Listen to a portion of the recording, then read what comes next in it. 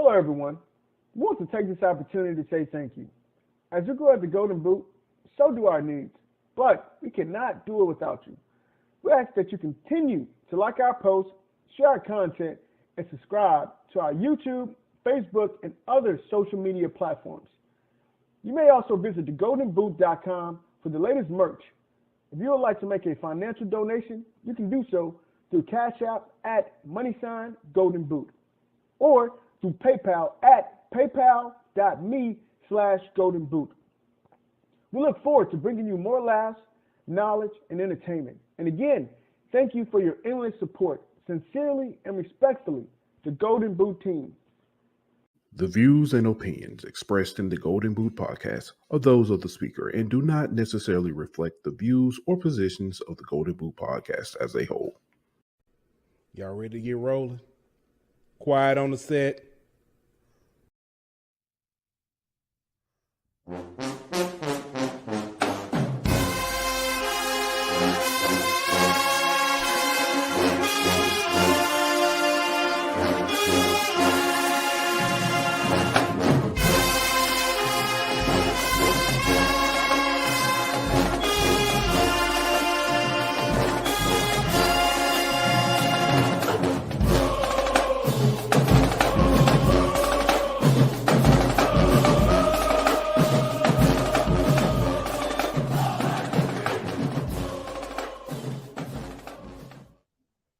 Hey, welcome back to another episode of HBCU Hour. It's your boy, Pooh Bear. Got my man, Aunt Petty Murphy in the building. What's good, my boy? How you doing? What's happening, bro? Listen, I know I told, so I gave out the call and I gave you your flowers. I want to say this. Don't you ever let me host a show by myself. That is the hardest. My bad, bro. Nah, you good, man. I understand. But listen, I was. Do you know how? Circumstances. Definitely. I understand. But I'm gonna think twice next time I decide to do that. I was sitting there talking to myself. I'll answer my questions, and you did a good job, though, bro. I appreciate it, man. I would say something, and I'd be like, ain't gonna say something bad about that. I'm like, I don't care. He ain't here. He can't defend it. But man. Glad, glad to have you back. Shout out to everybody in the chat. Dave, what's good? He said good evening. Hey, Dave, you first today, for real. Big Dave said you did good. I appreciate it, man. I did my best, man. I had to hold it down. But we got some special guests. We got a crew in here. A crew in this thing. Listen. I don't know how to start it. No, you did it. Don't put me in this. You was responsible for all of this. I ain't have nothing to do with this. I'm just guilty by association. You are absolutely right. I was just like, hey, let's get no. You know what? I'm gonna blame you too, because I was like, hey, I'm gonna have Josh come on and talk about North Carolina Central. I'm gonna get Banks to come on and talk about Morgan State, and I get Eric to talk about how he was like, hey, it's all MEAC. That's what I'm talking about. We're gonna have an all MEAC Monday. It's like, okay. I mean, I didn't necessarily tell you to line it up in this format, my brother. Like, this is all your creation. I don't have a problem with it because I'm messy and I like that kind of stuff. But I'm just finna sit back and enjoy the show. That's all I'm about to do. I should have popped me some popcorn. What I should have did. I don't know. We should have got intro music for them, like the UFC fights. Or that's why I'm wearing my black polo. I'm getting my Herb Dean on tonight. I'm just officiating the fight that's about to commence, particularly between two guests. But yeah, I'm gonna do the his time. Coming out the red corner. And we got to get ready. And you know what? And we got another guest. We got a fourth guest that was like, it ain't no way y'all finna have this and not have me front row. I was like, you know what? I'm scared. I don't know what to do with them on the show. I don't know how they go act. They gonna cancel our show. I mean, you gotta watch one of them. I ain't gonna say no names, but you gotta watch one of them. Yeah, we got. He can get riled up every now and then. especially when he's talking about a particular school. Yeah. Down there in BMO. But let's go ahead before we get started and get our folks on, man. Let's talk about our sponsors over at BetOnline. BetOnline.ag is your number one source for all your basketball info, stats, news, and analysis. Get the latest odds, news, and info for everything March Madness and NBA this year. From the Final Four to the NBA playoffs, BetOnline is your sports information headquarters this season. If you love sports info, scores, news, and podcasts, you can find everything at BetOnline. We're always the fastest and easiest way to get your betting info. So head on over to the website that is betonline.ag today, or you can use your mobile device and get straight to the action. Be sure to use the promo code BELIEVE, that is BLEAV, to receive your 50% welcome bonus on your first deposit. Bet online where the game starts. Ooh, I don't even know. Ooh, how we finna get into it? We finna get into it. Hold up. Right now. All right, here we go. You ready? Just go ahead and introduce her first. Coming. Oh, I ain't do that. You got that mug on a loop or something, bro? I forgot to hit the loop button. My bad. Coming out of the red corner. She's your. I was gonna do the I had came over the hold up. She's your queen to be of X's and O's, co-host with the most, Miss Erica Lee. Welcome back to HBCU. We got Erica Lee in the building. We got our man Josh. Hold up, I gotta do this right because he called me out last time. I'm gonna stick with the Coming to America theme.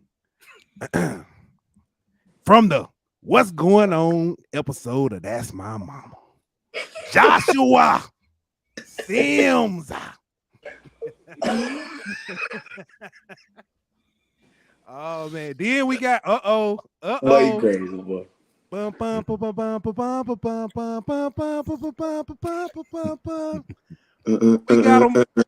Banks in the building. Marcolm Banks. Hey, and to stick with it, UFC always got 3 referees, right? Oh, we brought him on. We brought him back. Dave is in the building to help referee this thing. He gonna keep, keep them straight. Ladies and gentlemen, welcome to the HBCU Hour. Welcome back to some, and welcome to the HBCU Hour. Thank y'all for joining us. He already ready, man. He already ready. Listen, a special announcement too, y'all. Just you guys are the first people to get this. All right. X's and O's is no longer just a podcast. It is now a network. Woo! Now a network. It will be housing some of your favorite shows inside of the HBCU diaspora, including HBCU Nightly. There are some other shows that we have in development that will happen with my brother Banks, that happen with my brother Dave. They will have their own shows. And we are led by the great and beautiful Erica Lee inside the X's and O's network. Also, my brother BJ Jones absolutely wanted us with as well. So, and you guys are the first ones to get that, man. I felt like it was only right with everybody being on here. It was only right to let that know. But HBCU Nightly and all of your favorite shows with all your favorite personalities inside the HBCU diaspora are now going to be powered by the X's and O's network, which is going to be incredible. Major. Hey, amazing. First off, want to say thank y'all, everybody, for coming on. It's a monumental task to try to make sure everybody's time correlates and stuff. Make sure people's are good with coming on, and nobody. Now I'll say this: nobody had a problem. Was like, you know what I'm saying? Oh, she gonna be on there? I can't be on there. Oh, he gonna be on there? I can't be on there. Nobody did that. No. Nobody did that. But want to say it's great to have y'all on, man. Good evening. Hope everything's going well. Absolutely, man. Absolutely. Good evening to everyone here except for Banks. Thank you. And it starts. It starts. Round one, right off the rip. What a relief. Oh, what a really fitting. Listen, Banks, This don't let gonna be good. Banks. All I'm gonna say, don't let it be a 10-8 round. She gonna get you out of Banks came in with his hands up. He came in with his hands up. Good protection, good defense. Hey, y'all saw Creed 3. Y'all saw how Jonathan Majors punches at first. The Banks dropped him for a second, and she hit him with that Mayweather jab real quick. But let's go ahead and get to the business at hand though. This weekend, all three of your respective schools had their spring games. We had Howard co-champs. We had North Carolina Central national champs and national champs with the Celebration Bowl. Yeah, we're just gonna take national champs. We don't even want the co-champ. Legitimate champion. Yeah. Legitimate champs. All right. And then we had Morgan State. Not a champ. That's what. I'm just gonna drink my scotch. Listen. They had 5 minutes in. Vice President of the United States do a congratulations speech to a 5-win team. Oh, hold up. You tell me who needs more help. Jacoby said y'all left out Delaware State. We didn't. Delaware State is actually on this Saturday, and we got somebody who's covering that. We're gonna try to get them on too. So don't worry. Hey, we leave Delaware State out. We left. Now who we did leave out? South Carolina State. I know Brother Kobe went to that one, but I wasn't able to get in touch with him or reach out to get the scoop on that. But from all intents and purposes, I think the film is out there. So yeah, it is. But I do want to throw that out there. Let's see here. First off, man, on Friday, the hardware was passed out. The rings were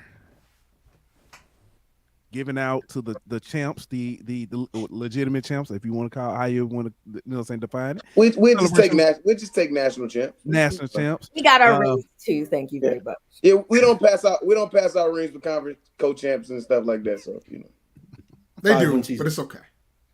We don't give any rings for co-champs. They do. It's national champs. But no, man, I should have got a picture to put up here. But man, the rings were beautiful. For those of you that hadn't had a chance to see them, go ahead and Google them. They are beautiful up there.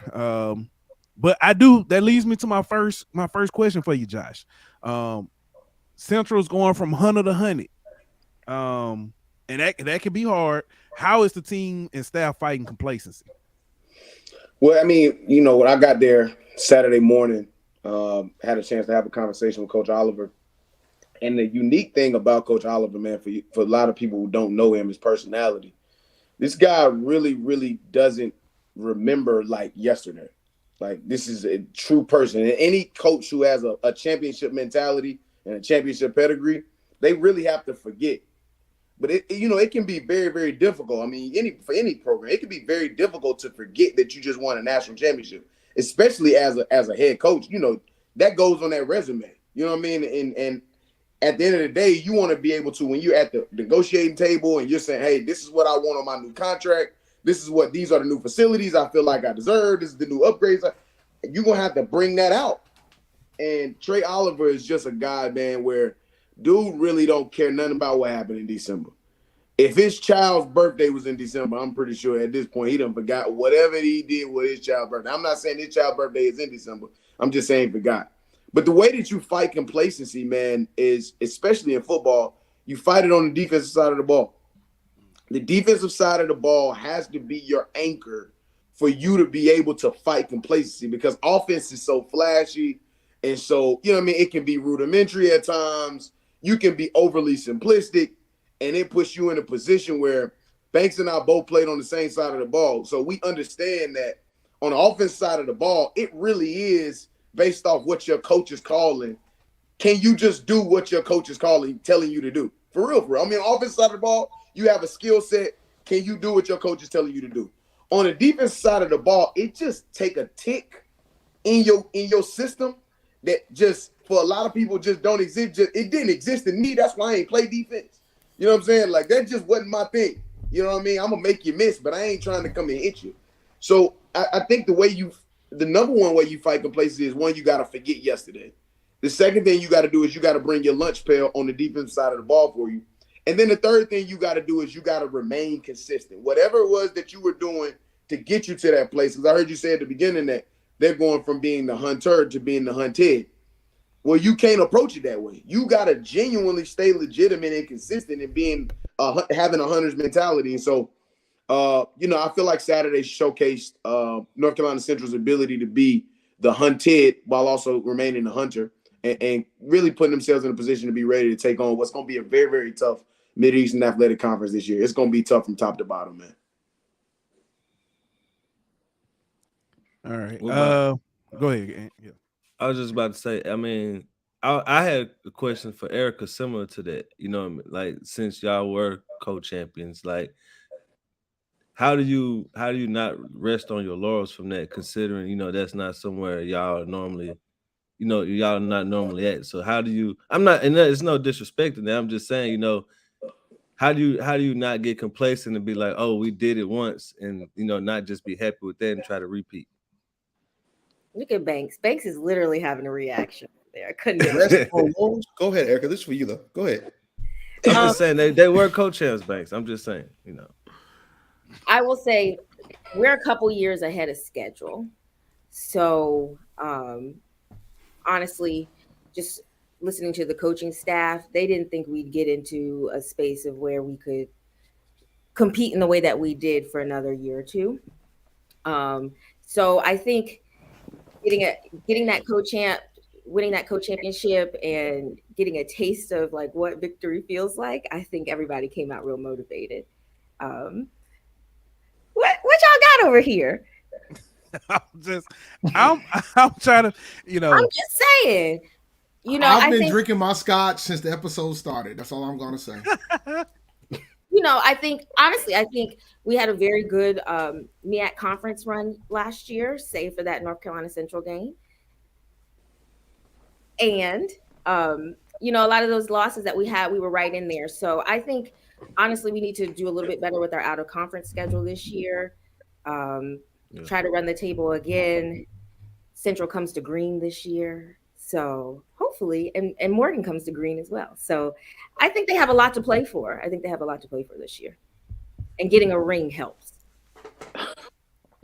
Gotcha. Y'all, you know what? Y'all gonna quit being disrespectful to Howard, yo. I'm gonna tell y'all, man. Listen, y'all just laughing. I'm petty, man. I just didn't know that y'all were 2 years ahead of schedule. I was flabbergasted. A lot to unpack there, boy. Listen, Erica. I'll just mess with you. I am surprised that you said y'all got y'all got swimming on lock. Mm-hmm. Y'all got women's indoor track.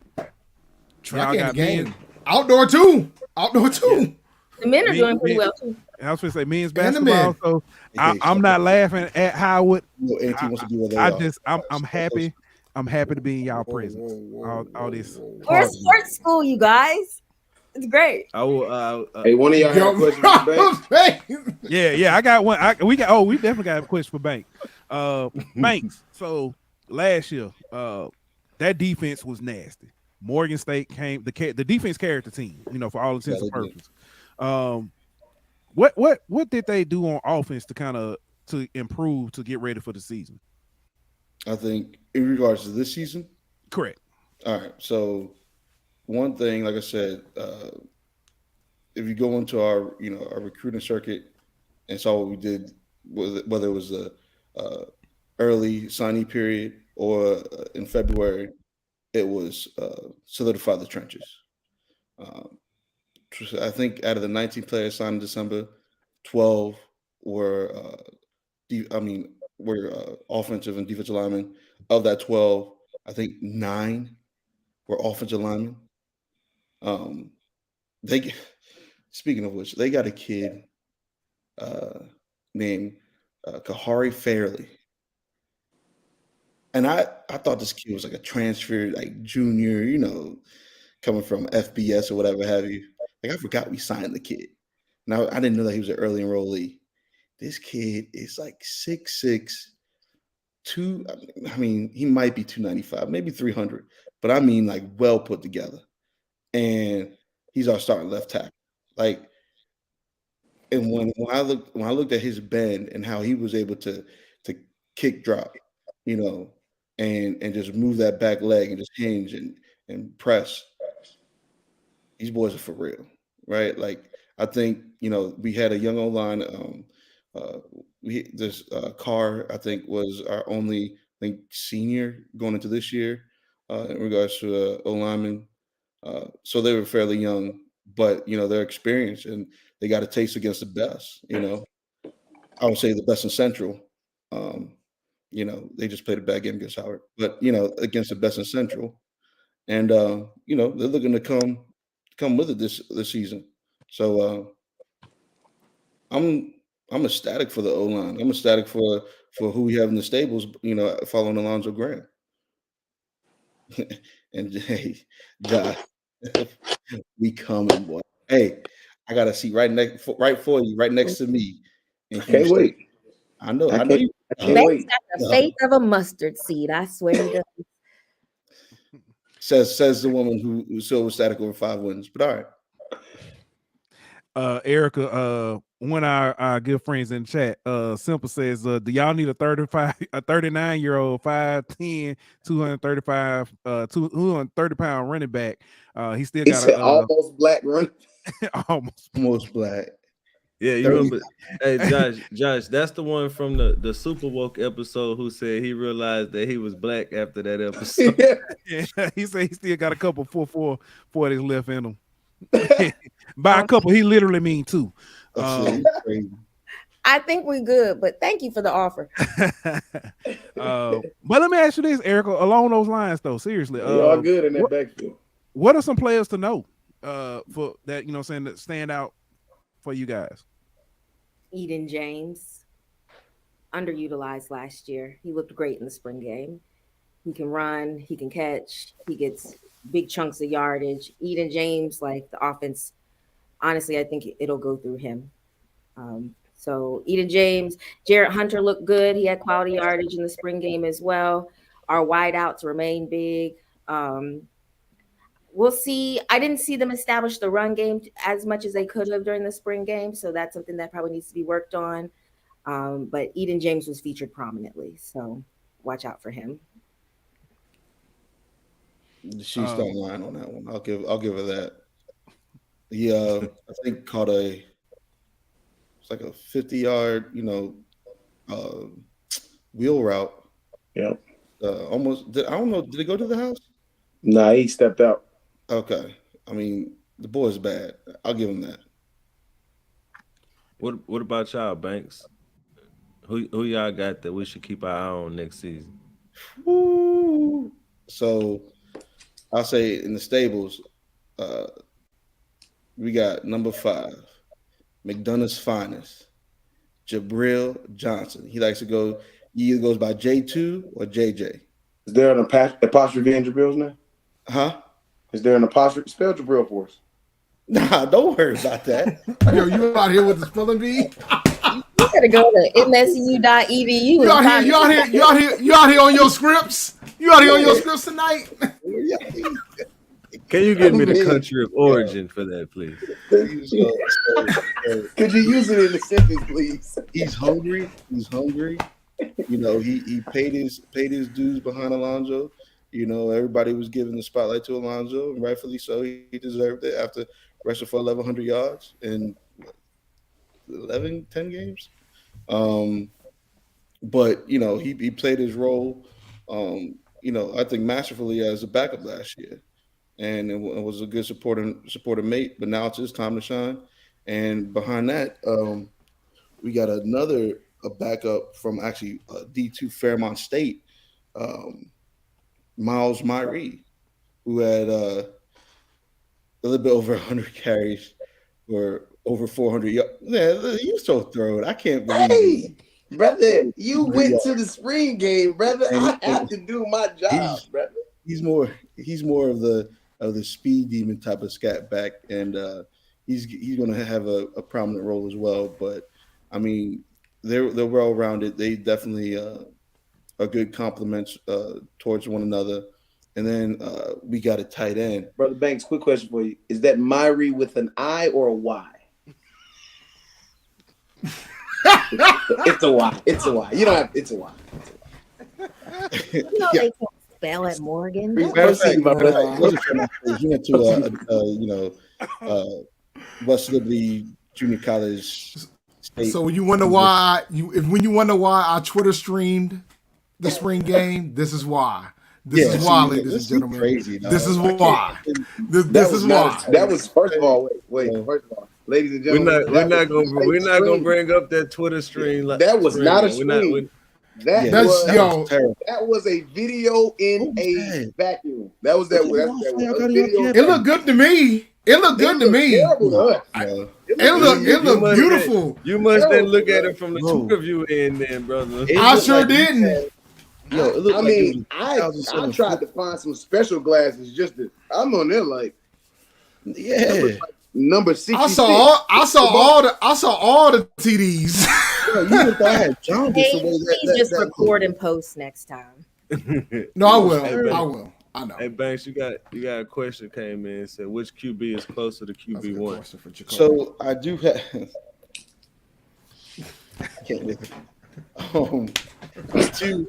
I did get clarity on the eligibility of Carson Baker.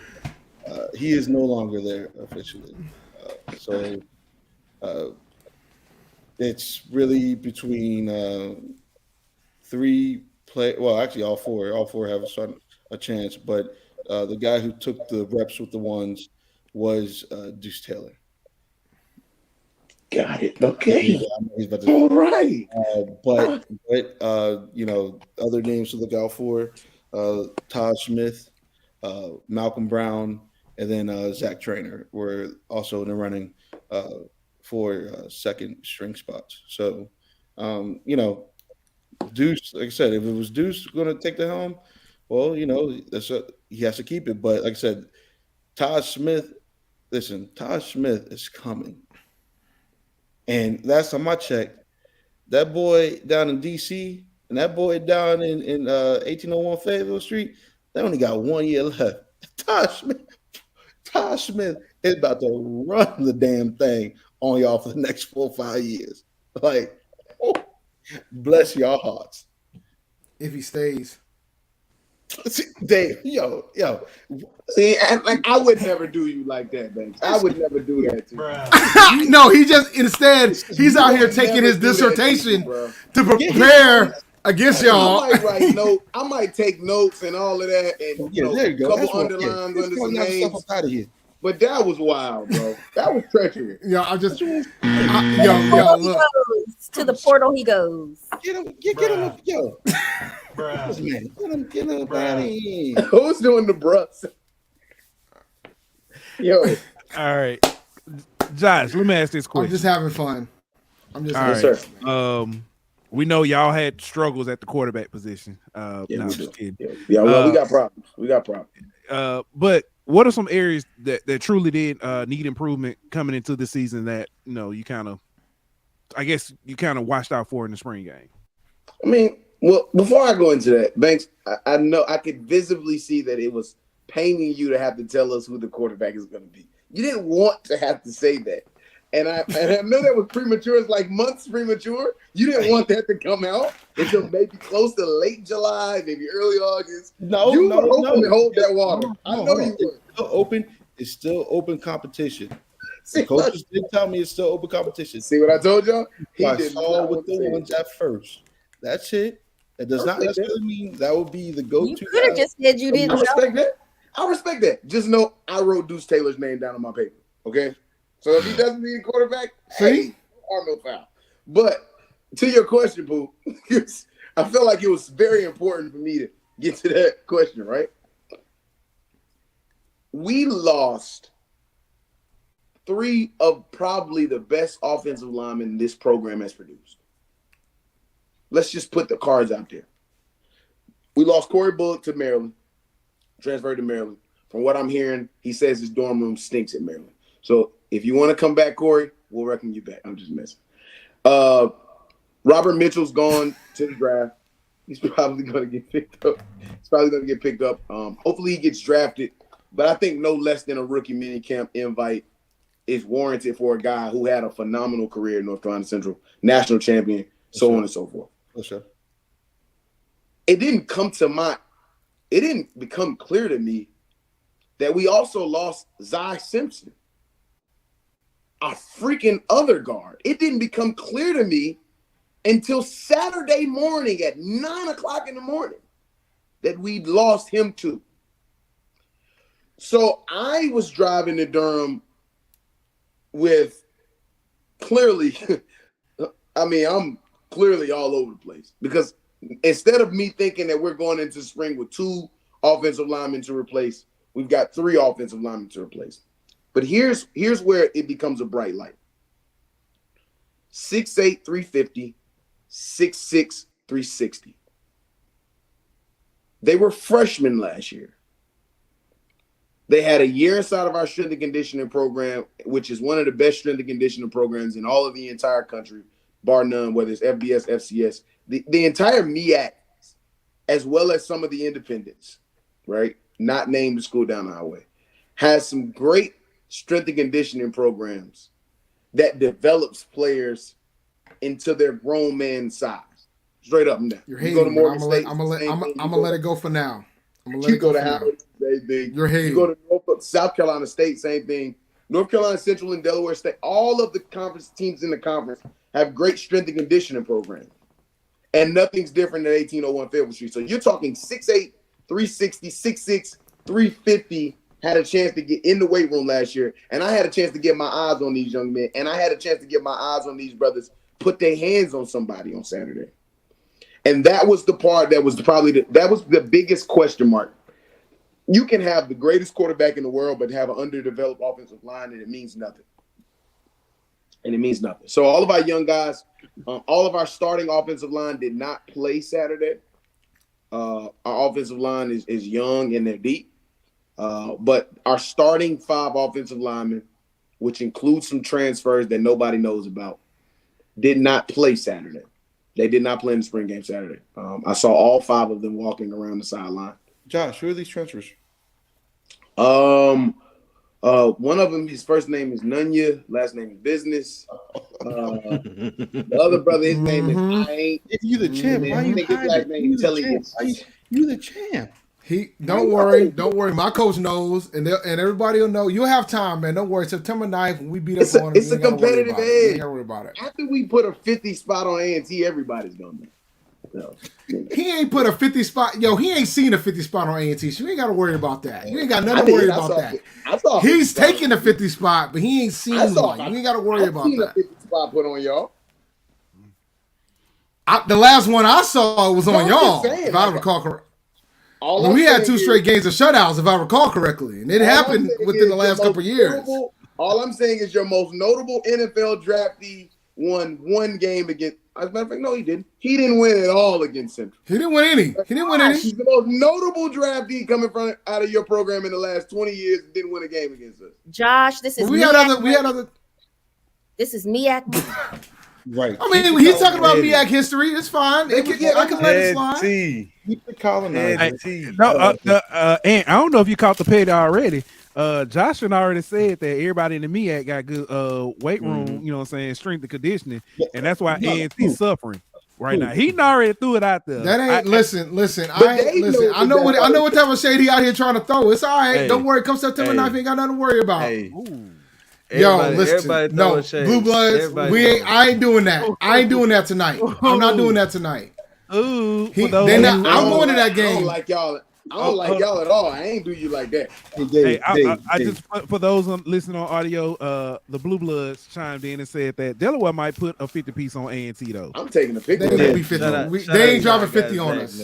They ain't dropping 50 on us. Shout out to Zach, but they ain't dropping 50.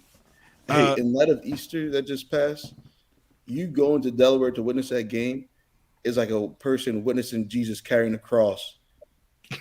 Oh, God. All right. I'm going to the game. I'm going to the game. You're like, that's too far. Like, come on. Like, You bold, bro. Like that's your friend, Josh. That's too far, bro. Listen, man. And you said I went too far earlier, and the gall of this gentleman. You said I went too far earlier.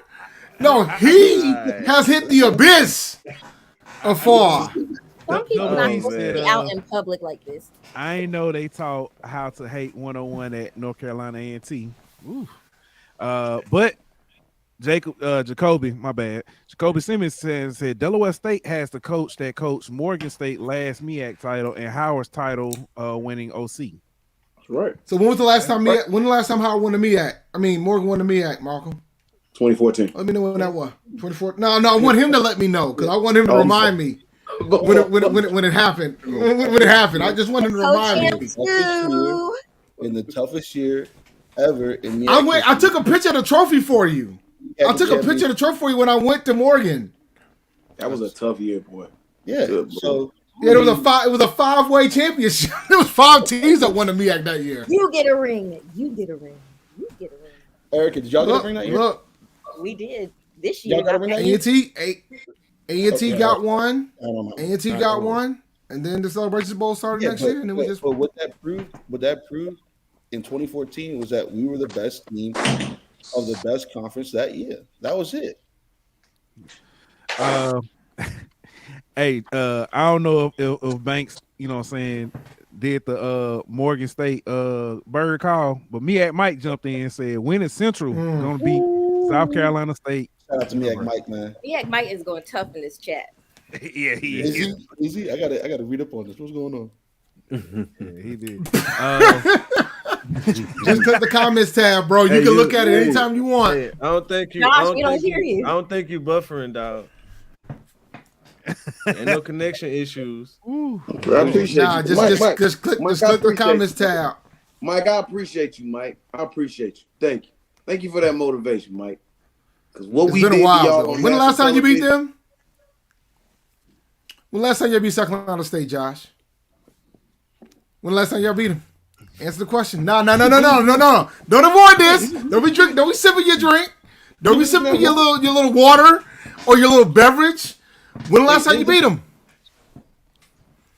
I mean, we beat South Carolina State 7 straight times. So when the last time y'all beat them? Yeah, I just want to know. Inquiring minds want to know. Yeah, baby. It's been a minute, huh? Yo, Skills had a song called "It's Been a Minute." It's been a minute. Been a minute. It's been a minute. It's been a minute. Get up, Craig. Get up. Get up, Craig. That's the thing y'all gotta jump. Hey, My mama just walked in. My mama just walked in. I'm gonna get my mama to fight y'all. I think we found the first 10-8 round. Yo. Yeah. I'm just trying to understand. Hold on. It's been a minute. Now, Mike, It's been a minute. It's just been a minute, round, bro. That's one thing. All jokes aside, that's one thing you guys gotta do. Y'all gotta beat South Carolina State. Even if South Carolina State is 1-10, that one win cannot be against y'all. Like y'all got to beat South Carolina State this year. I just don't understand why he would even say something like that. I'm just here to help. I'm the government, bro. I'm here to help. I'm just trying to let you know. Y'all got to be South Carolina State. I'm just disappointed in him even saying something like that. Mike, you know I see what's in your background on your Abbey, right? Well, I know you know what I'm saying? Everywhere they go. I get it. Oh man. Hey, Zach say he hit you with that Izzy hook, man. That wasn't Banks. That was MEAC Mike. No, that wasn't me. That was listen. That was MEAC Mike. Yeah, Mike. Hey, Banks did that vicariously through MEAC Mike.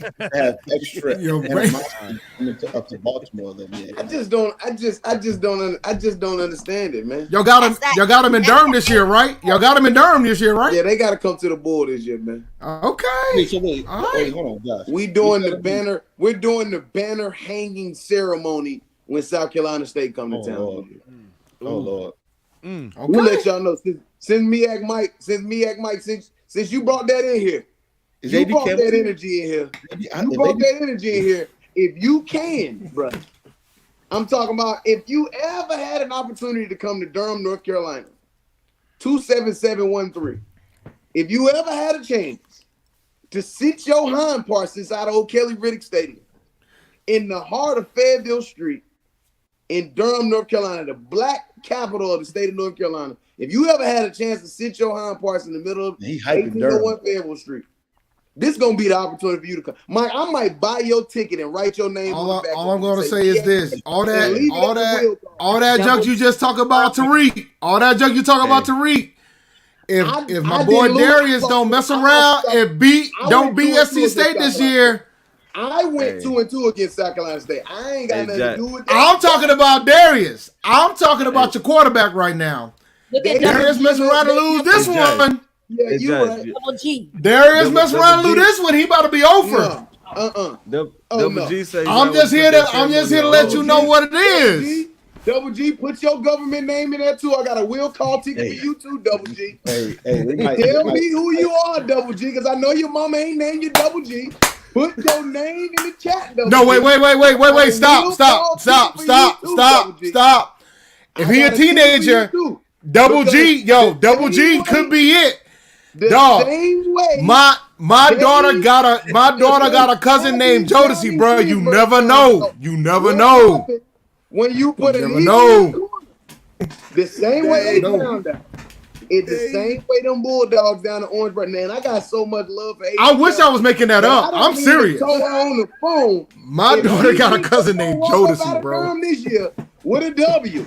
Y'all really hoisting the banners against me? If she think they walking about a Durham with a W this year, I got a house in Idaho with a 3-story garage to sell you.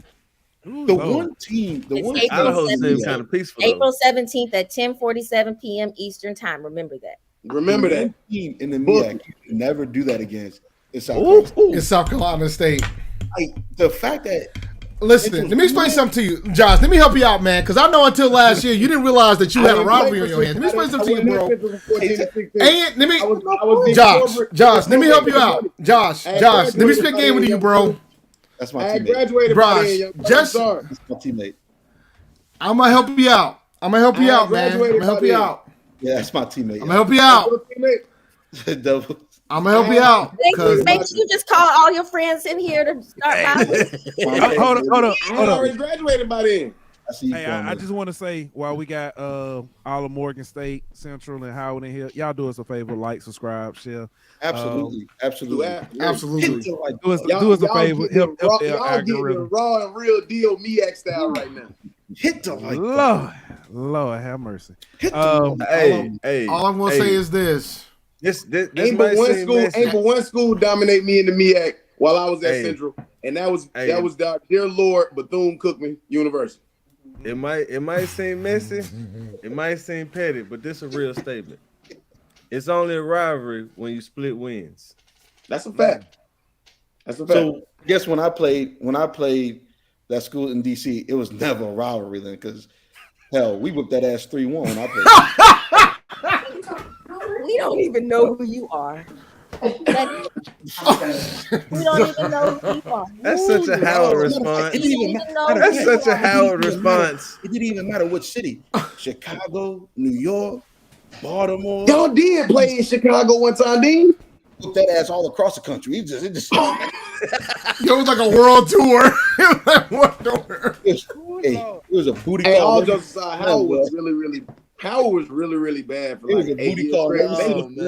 That's what it was. Listen, it's all right. It's just good to see. I'm gonna be honest. Like, and I know Banks ain't gonna. It's good to see Howard good. All jokes aside, it's good to see Howard good. It's good to see Howard. It's good to see Howard good. Like 8-9 years, they was like terrible, bro. And it was like really bad. And Erica, you know this. I ain't lying. I had season tickets every year. Yeah, it's I was in New York. Okay. I didn't go to Chicago, but I was there in New York. A little. You was there in New York? Classic. I was there. So you watched me? Okay, so you watched me. Okay, all right. Oh, don't blush. Yeah. Cool. I can't believe y'all done came in here with this darn violence today, though, man. I love when we all get along. Don't you sit over there act surprised, Josh. Ooh, Lord. Come on, man. What you expect? Y'all gotta beat him this shit. So let me ask this then, Josh. With everything going on, and I guess I know the answer to this, but who is the biggest threat to y'all's repeat in the MEAC? Man, dog. South And you gotta make a Carolina decision State. for these two cats. That's hilarious. It is State. Who is It's our State. biggest? It's neither one of these two. Who is our biggest challenge? Look at If Dave you don't go throwing back to unnecessary and leave shots. us alone. Look, listen. I know we ain't winning the Dave conference. throwing I've already accepted that.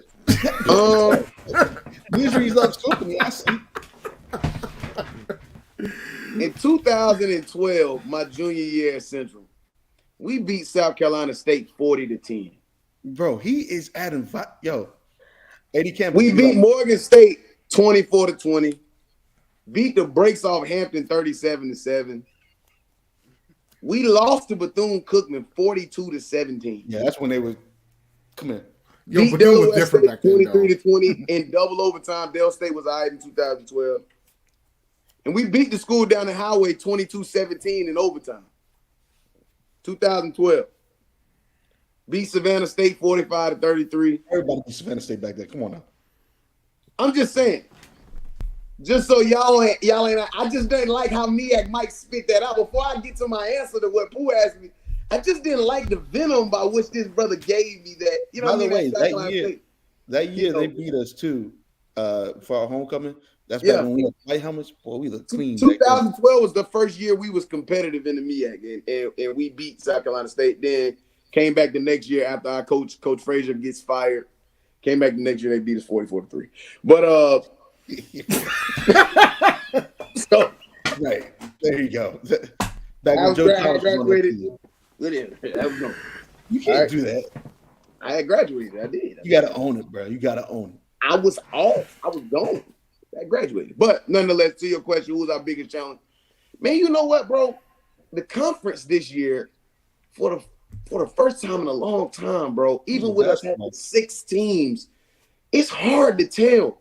It's almost like You basketball. don't really know who the starting quarterback is down in Orangeburg, South Carolina, bro. You really don't. You don't know. You think you know, but you really don't know. I'm hearing Corey Fields had a hell of a spring game Saturday. Right. So it's like you thought it was gonna be somebody else. This kid come out the woodworks and shake the devil off, and he just back to being Corey Fields. Excellent game managing quarterback who, if he's got a good running game, can really, really light the conference on fire. Morgan State, if they have Deuce Taylor, they got the best they got the best linebacking core in the entire country. I ain't talking about just in the meet. You look at FCS linebacking cores, back 7. I'm sorry, front 7. If you look at front 7s in the entire country, it don't get no better than Morgan State. Yeah. Howard has, for the first time, a reputable quarterback in their backfield for the first time in a returning season. We ain't seen that in our Greg was, but they didn't even win no games with Greg like that. That's over a decade ago. That's over a decade. I played against Greg. Right, same. That's wild. Delaware State backup looked real nice in the spring game. Straight up. He did. Listen, Delaware State probably has the most competitive head coach in all of HBCU football. Yeah, Coach Holt is the most competitive head football coach I have ever. I'm talking about dude race you to go to the bathroom. He that competitive. And if you come up there and you play against them and you ain't got your stuff together, they gonna beat you, and they not gonna just kind of beat you. They gonna beat the brakes off of you. Yeah. Because Dover is just one of them places where, and then you got Coach Odoms, who's, they are the, you just don't really know. They the ones in the conference that you kind of like, I don't know. You know what I'm saying? Norfolk State. I'm talking about, you just don't know. He really market every team. You just don't know what kind of squads you're gonna have. Do you guys remember? Do you guys remember in 2021? Do you guys remember in 2021 when folks thought that Norfolk State would have a legitimate shot to win that conference in 2021? They had the bottom fell off. Yes. And then the bottom fell off. South Carolina State won that conference, ended up winning the Celebration Bowl, and then they just disappeared into an abyss. And now they're like gone. Like we don't know what to think of them at this point. It's the impact of the whole thing gone. It's the impact of the quarterback. Absolutely. You lose the most storied. You lose the most storied quarterback in your school's history. Some people don't know Norfolk State is the youngest institution in the entire conference. It is. Yep. They're the youngest institution in the entire conference. Yep. So they haven't been around long enough. Say it again. I said, and if I'm correct, they were a branch off as a Negro school from William and Mary, right? Yes. Mm-hmm. Yep. So they haven't been around long enough for us to have a sample size big enough for us to say what happens to Norfolk State when they have lull years like this. Yeah. You lose the most storied quarterback without question. Pootie Carter was the most storied quarterback in that school's history. He should be playing professional football right now. I'm not saying he should be playing in the NFL, but he should at least be in the XFL or the USFL. Yeah. Mm-hmm. And He was legit. He's the most storied quarterback in their school's history. And you just don't know what Norfolk State's going to look like. So if I'm a betting man, I think whoever is the second best team, once we get to week 5, week 6, we'll know who the second best team in the conference is. We'll know who the top 2 teams in the conference is. Morgan State's got to go through a gauntlet their first 6 weeks. Howard's got to go through a gauntlet their first 6 weeks. North Carolina Central's got to go through a gauntlet their first 6 weeks. South Carolina State's got to go through a freaking treacherous gauntlet their first 6 weeks. They always do, because that's what they do. Yeah, that's what they do, bro. Yeah, that's what they do in Orangeburg. Buddy Pugh be like, may I have another? Like, they be out here. That's what they do. Buddy Pugh says, Buddy Pugh believes, throw him in the middle of the pool and tell him to float. It's called living antebellum style. Our guy Zach said that you're gonna say that UCLA is the only team stopping y'all from repeating as national champions. Well, here's what I'm gonna tell everybody. America, I make prognostications. I'm this guy. I don't believe that in the year of our Lord 2023 that college football is as lopsided as it used to be 5-10 years ago. Oh, I agree with that. Because of the transfer portal, because it takes nothing but a bad conversation between a coach and a kid for a kid to leave. Mm-hmm. Because you don't have the super seniors are on their way out. You just don't have the depth. And we talking about UCLA, y'all, in 2023. We ain't talking UCLA from 15 years ago. All right? 80s. This is UCLA of right now. Their best quarterback that they've had, their best quarterback prospect they've had in the last 15 years, he on his way to the NFL. Right. He's no longer there. He's gone. Nobody can name me anybody on that returning UCLA team that's a legitimate NFL prospect that everybody says you look at the film and, ooh, he jumps off the film. To me, they're honestly, in the I top don't know 12. nobody on that. I don't know nobody on that team but the incoming quarterback. Yeah, I was gonna say Dante Moore. That's the only one I know. Oh, it's Dante Moore. I thought Ugalele. Ugalele's going. Nah, he went to Oregon State. Oregon State. I will say this. I thought he was gonna go to UCLA. I did. He was supposed to. I think I'm gonna be honest, man. From the MEAC standpoint, there's 4 teams that could win that conference. Because you can never take South Carolina State out of it. Howard could win that conference. Damon Wilson's ahead of schedule. Morgan could mess around and win that conference, and North Carolina Central could repeat. I'm not ready. I'm not convinced that Delaware State can do it, and I'm damn sure not going to put Norfolk State on it. All due respect to you guys, y'all can behold that green and gold all you want, but your band still slaps. So as long as your band still slaps, the fans will come. But other than that, y'all ain't. And we gonna talk about Delaware State next week, but Delaware State got a new head coach, new coming staff. They do. Which with that, Erica, y'all staff, y'all kind of revamped the staff. It's a little bit younger. How did the team look with the new staff in the game? Spring game. So y'all know my feelings about Q Williams. I thought he looked better. I thought he was making quicker decisions. I've had a few critiques about sometimes how slow he is to get the ball out of his hands or to not run when there's opportunities and seems to run. He seemed to be doing better at that this spring game. He seems bulkier. It looks like they've packed some weight on him as well. With the spring game, they weren't hitting the quarterback. So it'll be interesting to see, when he gets some real pressure on him and, he gets a few hits on him, how he'll get the ball out of his hands. But I felt like he was moving the ball with a little more pace and a little more decisiveness in his decision making. So I was impressed. I was also impressed by our backup. I think his name is Jashawn Spriggs or something like that. He looked very good as well. He He looked like ready to step in. I'll say Q Williams got the starting job, but he needs to play like the job ain't his. Let's put it that way, in my opinion. I agree.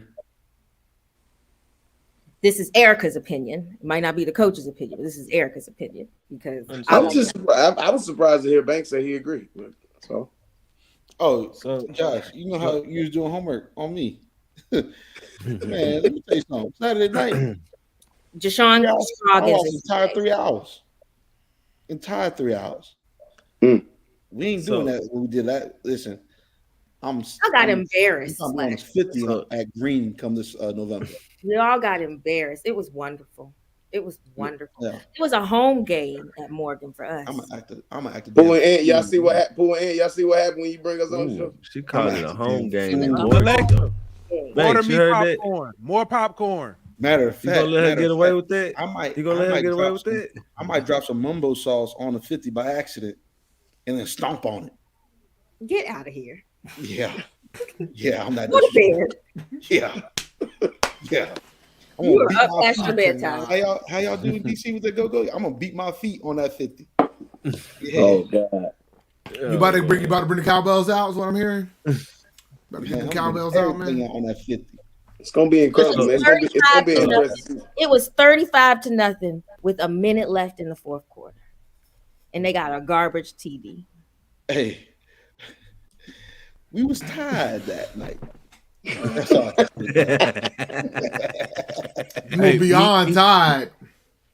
Hey, MEAC Mike chimes in. He said, if Howard runs a variant of the option, they will be unstoppable team behind that O-line. Sometimes I think Coach Scott is on these Southeast DC crack rock throwing the ball all the time.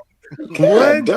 Mike, Bro, I understand. Listen, let me be clear. I understand that Snowfall season finale is on Wednesday. We're going too far with talking about all this crack and cocaine, things of the nature. We are getting too far into the diaspora of the drugs that our community used back in the 80s, ladies and gentlemen. We hyped up tonight. I love it. The orange or blue, baby. MSU, baby. Y'all got a group text or something like, hey, everybody come to the HBCU hour and talk about how. They literally have a collective trauma from always being behind us. We got that fire up in us. Don't worry about it. Just know we come. Collective trauma. Woo. I just don't know. There's only 3 seasons that I can recall that A&T's been behind Howard, and it's a traumatizing time in my lifetime that I can remember this. But listen here. We talking about trauma all the way around. Academics, notoriety. Oh, we competing. Listen. No, I'm talking about Morgan. I'm talking about Morgan. That's I was about to say we can't be in that conversation. As good as I lost, look, A&T competing. I ain't concerned on the academic side. I didn't mention. I said it's Morgan. That's why they're all up here in the chat. Listen, I felt that. Like that. I felt the wind of that one go right here. I'm like, nobody. Swinging at me for. All right. Nobody's even thinking about the alleged. Nobody. All I'm thinking about is celebrating in that rinky-dink ass stadium of Green when we host the trophy. All right, to go into the Celebration Bowl. And when I see them damn Jack and Jill ass tears that y'all gonna be shedding. Oh yeah. And when I see them Jack and Jill ass tears y'all be shedding. Come November, whoever gets there, all I ask, whoever gets there, whether it's State, South Carolina State. Hold on, wait minute, please. You say celebration? Yeah. If you say anything celebration. Yeah, I did say celebration. Yeah. You say celebration. You say celebration. Marcus,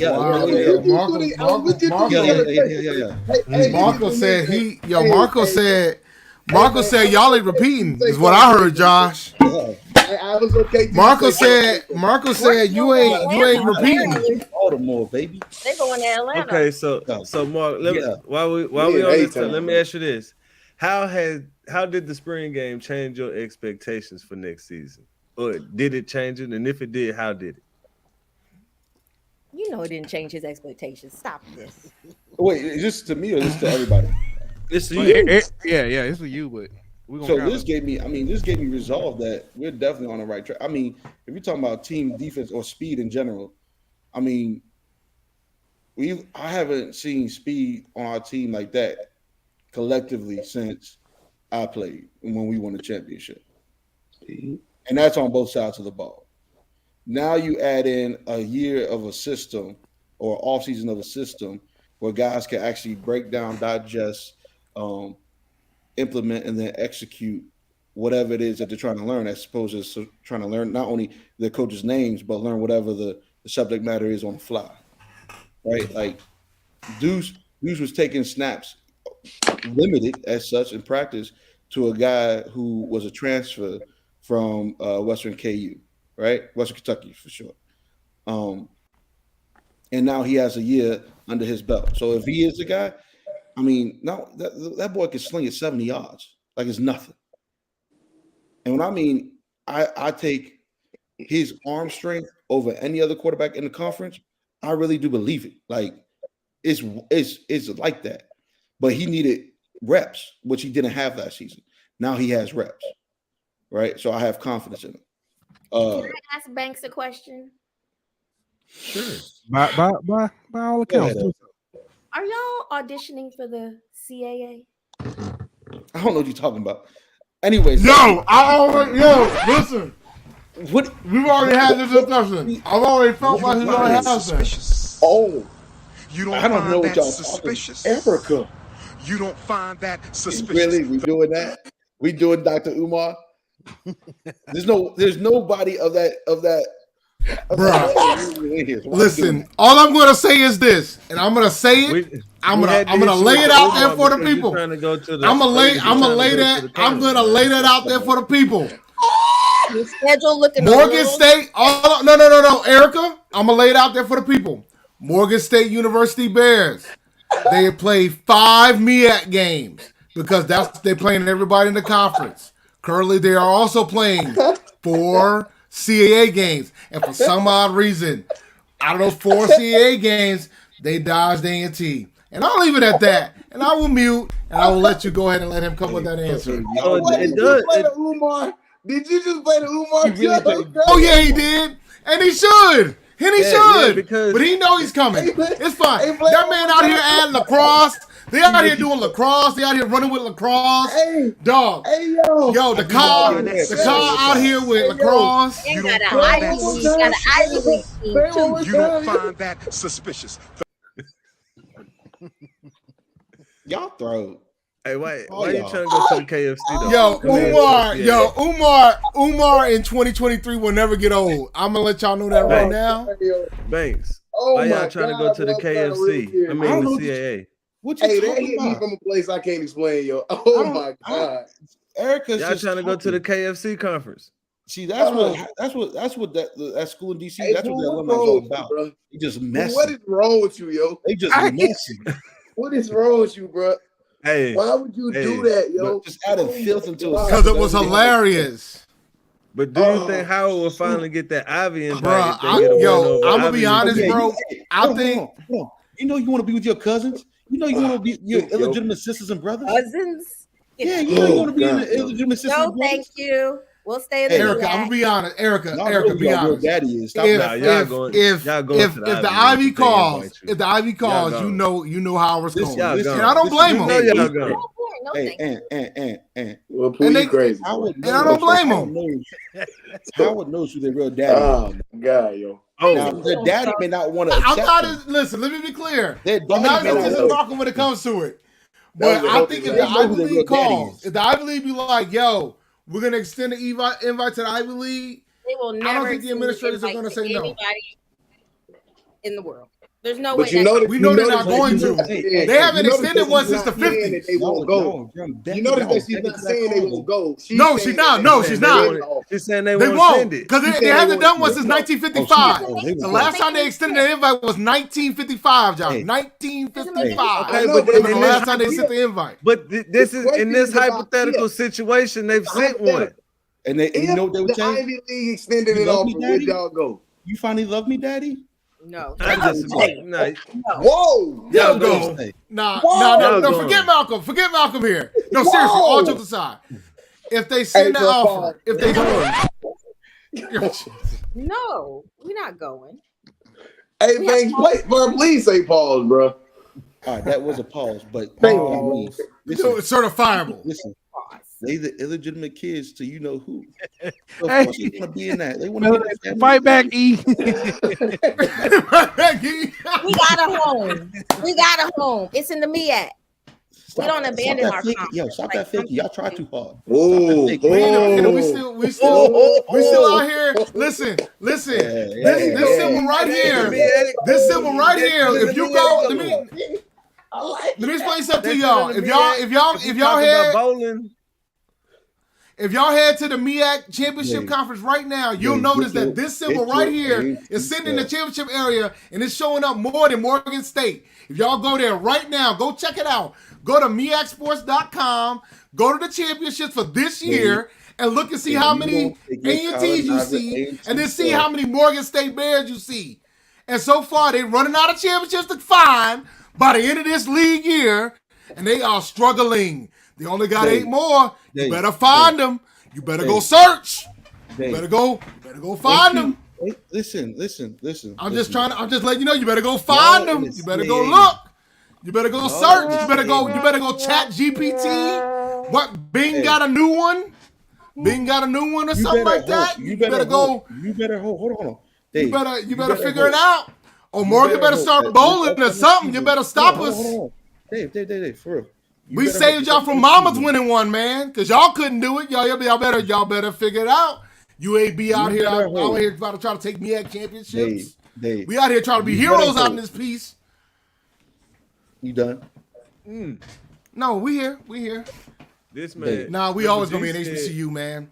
And dog, if we were AT&T, we'd be billionaires, bro. We wouldn't have to worry about nothing. We could be sending scholarships to everybody.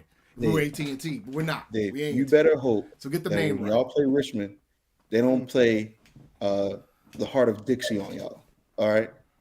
You better hope. Well, they won't because they coming to Greensboro. They don't want to get mobbed. They come to Greensboro. They don't want to get mobbed. They ain't got to worry about that. Okay. They ain't bringing a band. They know better. Okay. You better hope. This just got real violent. Them boys don't be high. You better hope. You better hope them boys don't be high stepping on y'all. I'm still stuck at the Umar. I'm still stuck at the Umar play. This just turned left. Jesus Christ. Nazareth. I don't know why Marco's acting like that. I told you, man, he only got one more game left for he's playing as many games as MEAC games and CAA games anyway in football, so he close. And Morgan State on more promised land status anyway. We'll come with y'all trap and go with y'all trap too. So where is the bet still standing between y'all? I think yeah. Okay. Yeah. Okay.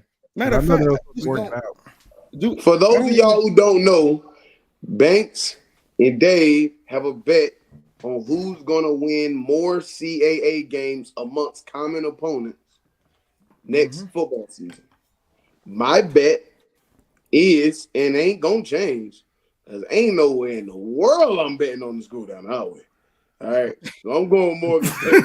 I know you are. I'm with you, my dog. I know you rolling, and I expect you to, and that's fine. Because them jokers are gonna mess around and win 2 games next year.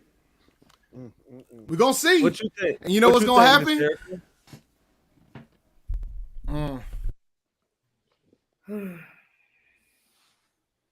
Oh man, she getting ready to do this. Oh, don't do this, Z. I mean, I don't. It's MEAC over morals. I can't. You know I can't. It's MEAC over morals. Come on, They're man. both gonna be championships. What'd you say, E? I said I think they'll both be trash. How about that? But who's gonna be more? Who's gonna be trashier? Who's gonna be the trashiest? He said trasher too. He's so in it right now. Yes, it's hilarious. He's so in it right now. I got you. Intentional ignorance, like yeah. Have we agreed on an amount yet, Morgan? Marcolm? Have we agreed on an amount yet? Have we agreed on an amount yet? Have I agreed on what? We're gonna do 100? Have we agreed on an amount? Whatever the bet. Yeah, we do 100. 100? You do 100? 100's fine. Yeah, we do 100. 100. 100's fine. There you go. You got another one. There's your all right, so it's sealed in. It's sealed in. The bet is sealed. It's sealed. Yeah, it's right there. Bet is sealed. There you go. But Erica, it's still on you. You still got to decide who's going to be trash? Sheer. None of y'all ain't said we're going to win 2 games, so I respect y'all off that alone. I am so pro MEAC, but I'm not pro Morgan. Come on, don't do this. What am I supposed to do? Standing there, hanging out the window. Nice alone. Chuck said Erica talking smack in her proper voice. Why should I be so damn demanding? I know. I'm gonna pick A&T to be trashier than Morgan. Oh, that means drop one of clues bomb for E, boy. Hey, drop one of clues bomb for E, man. Yes, that's simple. That is the argument. Who's going to be worse? Yes, but really, now let me be clear though. Wait, not the listen. The bet, like I don't like giving money to people. I like giving money to athletic programs. So I will donate $100 to Morgan State's athletic program, and vice versa. And when Marcolm loses, he will donate $100 to A&T Athletics. Jesus, bro. Banks, I swear on everything I love. If I have to witness you right in here, Banks, listen to me. If I have to witness you write a check to that school, bro, I'm gonna lose my mind. I remember. He called y'all the cell phone company. Look, man, and it's funny. Our spring game. You know what our spring game was sponsored by? It was sponsored by AT&T. Of course. Y'all are simple. Why would you do that? Why not? If they give in the bag, why not? Hey, has anybody heard about what's going? Has anybody talked about Hampton yet? Hey, I saw some highlights from their practice game. I saw some highlights from their little practice game in shorts. I don't care. I don't care. I didn't even know they had one. I don't care. I told y'all, like literally when we asked, we were told they don't have it was like, I don't know if we're having one. We haven't had one in a while. Hey, E. And then next thing you know, they had a game. Hey, wait, hold on. I got a question for Eric. Hey, listen. I'll talk to it Hampton tonight. I'll talk to it Hampton tonight. I'll talk to it Hampton tonight before. If you ask me a question, I need to ask you a question. So last year, y'all got your asses whooped by Hampton, which is like we lost by like 3 points. Stop it. Thank you. Whatever. Y'all still trash. Anyways, but the point of the matter is, and you lost by 29. So if y'all lose to Hampton again, and sorry, I get confused because y'all virtually the same in my book. But if y'all lose to Hampton again, and also lose to us, which one hurts more? I mean, honestly, God, it's be a terrible season all around. But which one hurts more? We don't care about Morgan State University. We don't care. All right. We don't care at all. Sure. No cares in the world. So as a person who brought 200 tickets to Morgan State, I mean, it was fun. I just wanted to show I could do it, so I did it. What you gonna do? You gotta make my dog Dave leave, man. How many kids you bringing to the Howard game this year? You putting buses together? We're gonna put something together. Don't worry about it. We're gonna put something together. As somebody who witnessed that was like the greatest thing I ever saw. That was the most pettiest thing I ever got to witness. Hey, when I went to that game in Morgan, in that stadium, man. Listen, I'll try to. They don't. It was packed out last year. We had. Hey, listen. Green is so damn small. I'll see if I can muster all 20 of our fans to try to squeeze. Hey, Green is small, dog. The last time y'all came, it was a whiteout and it was sold out. Hey, if you big bone, you can be bumping body to body against somebody. Part handed to you right then too. 2 years in a row. Thank you very much. I think one was on the top 10 on ESPN Sports Center, if I remember correctly. You know what? It was so dry that night they had to put something on there. Come on, Chuck. Why you say that? Parts handed to you so terribly. Dog. That it was like, come on. Chuck.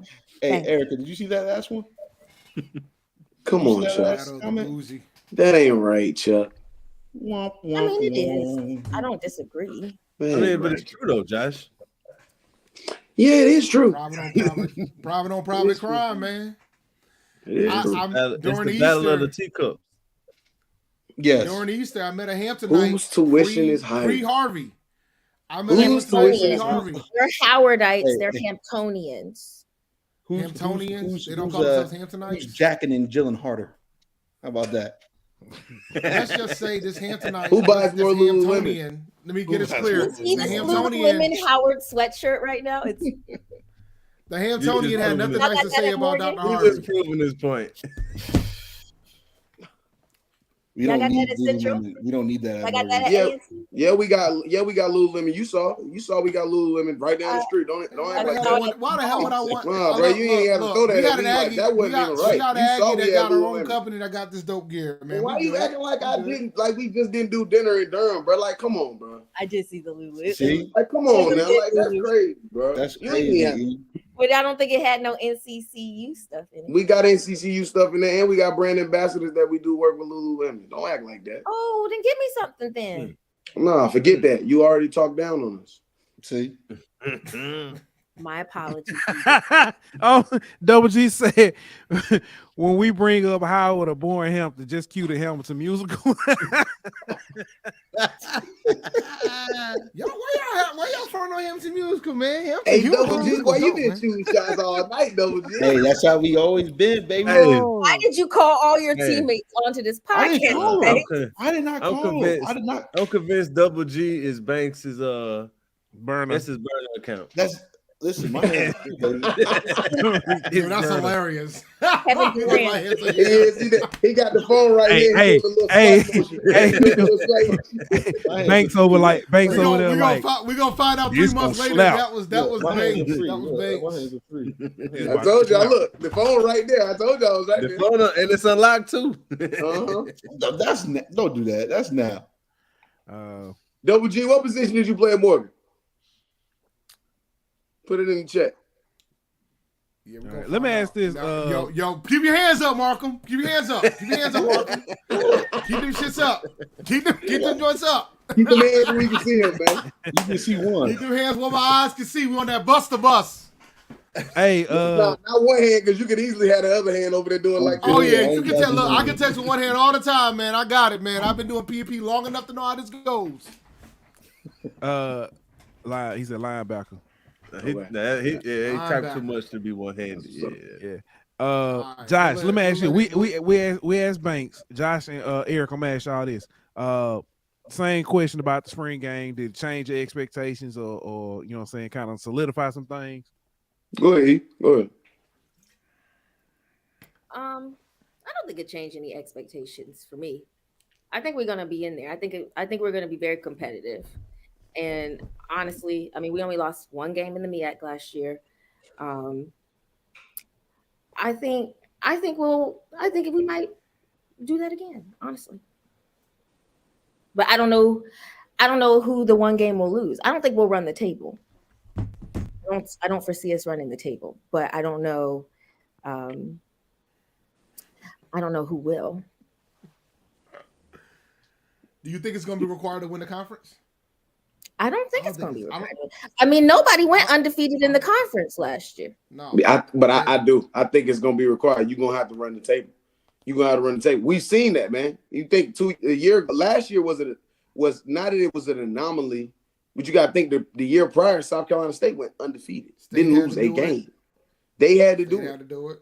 And so, you know what I mean? So you got now the way that the conference is with it just being 6 teams, you lose one game, you don't know if you're going to get an opportunity. You got to have help. You got to have help. And then you mess around and get in conference and you got to play and somebody hot. I'm talking about somebody just hot in conference. You know, it boils down to like you start looking at the conference schedule, who plays first game in the conference. Like that stuff really, really matters now when you only got 6 teams in that joint. Yeah. Like you can't have a week where you slip up. That's why we across the board, no disrespect to Norfolk State, because I love Coach Odoms and I love what he stands for. And I love that staff. He has a great staff there at Norfolk State too, by the way. But you start looking at the schedule and you say, who are they going to knock off? Because that's the legitimate question. Who are they going to knock off? I'm going to be honest. I don't want to play Norfolk State late. I'm going to tell you that right now. Nobody want to play. You don't want to play Norfolk late. You don't want to play Delaware State late. You do not want to play them too late. Del State was one play from sending us to the Celebration Bowl. So sad. Want to play from center? They almost beat. No, I'm gonna beat y'all. No, They gonna beat y'all. no, Don't be out here in the now.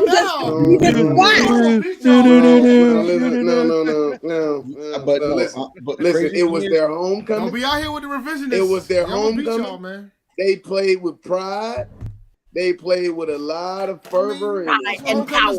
And they played really, really well. But when you give the ball to Davius Richard for the last possession of the game, let's be honest, y'all. Let's just talk about this because we've seen this happen time and time again from program to program. Every program that is a winning program, if you have somebody like that and they got the ball for the last possession of the game, and first of all, he didn't do this one time this season. He didn't do this 2 times this season. He didn't do this 3 times. He did this 4 times this season. Where you get him the ball the last possession of the game and he go win the game for you. Straight up and down. So you take everything else away. I'll keep the fact that I'll give everybody the fact that yes, he is a big quarter. He's 6'4", all of 6'4". He put his arm around me after the spring game. I moved his arm and said, get off me. You know what I'm saying? He was like, what's wrong, big bro? I'm like, you got me looking like a kid. Like, get off me. You know what I'm saying? My wife was right there. You know what I'm saying? I can't even look like a kid. But you know what I'm saying? Like, it's a big kid. But the biggest attribute that this kid brings to the table is if he has the ball and there's an opportunity to win the game, he's going to win. He's going to find a way to win. So even if, but Dell State, regardless to that, is a program you don't want to see late in the season. Their homecoming, Banks, you know this, their homecoming is always late as heck. It's always on a random freaking weekend. It don't matter who they playing. It ain't like they got a bunch of parties and stuff. They don't got none of that. It's a straight up north homecoming where they are looking to surprise somebody. And for a few years, they've surprised some teams simply by them just playing them on their homecoming. And last season, straight up. Thank God Almighty, we ain't got to play them on their homecoming this year. Last season they got a homecoming this year. I believe they have Norfolk State. Go ahead. What'd you say, E? Easy money. They had, I think one of their coaches passed away, or somebody passed away. Yeah, it was last year. Offensive coordinator. Yeah. So you got extra motivation. You know what I mean? But at the end of the day, it was what it was. But to your question, Pooh, and I love Banks' answer. I love E's answer. And I'm going to be interested to see even what Dave's answer was. Did it change my impression or did it change my expectation? I'm gonna be listen, man. You don't generally listen. We haven't been Division I. You know, we just got back to D1 in 2009. Okay, prior to that, for the previous 50 plus years, we was Division II. We helped to found the MEAC. We stayed there for a decade, went back to the CIAA, and then we came back to Division I in 2009. So we just haven't been in this position. We don't know what we don't know. We haven't been in this position on a Division I level. That's what I'm gonna say. We don't know what we don't know. And I'm gonna be honest with you. I genuinely, like, I'm not playing. I didn't know what to expect. I didn't know what to expect Saturday. Okay, and I'm putting this on the table for you guys so that you guys see I'm being as honest as I possibly. I had no idea what to expect Saturday. Here's what I can tell you that I did see. I saw a defense that genuinely and legitimately, I don't know what Courtney Core was telling these guys in the offseason. I don't know if he was playing like mind games with this defense and telling them that didn't nobody care nothing about y'all. It was the Davius Richards show. It was all about the offense. Nobody cares about. I don't know what it was, but it seemed like Saturday that they had a point to prove. Like they were genuinely trying to tell the entire country, stop talking about this offense like we don't exist. All I'm going to say is Josh. They are fast and they are violent. They are fast and they are violent. Say it again. They have another year in that system. Courtney Cord is not a game. Courtney Cord is a mad scientist. He is a mad scientist, but they are fast and they are violent. So my expectations, I didn't have any expectations. I didn't have any expectations going into Saturday. I didn't know what to think. We haven't been in this position. We haven't been in this position. What I saw was a fast and violent defense that is going to be scary. Very, very, very, very scary. And we haven't been in that position before, where you have a team returning as a national champion, and then you have a defense that is clearly, our defense is clearly better than our offense. Clearly. It's not even a question. So I don't know, Pooh. I don't know if it changed my expectations. I'm always honest and transparent. Y'all know I shoot it straight.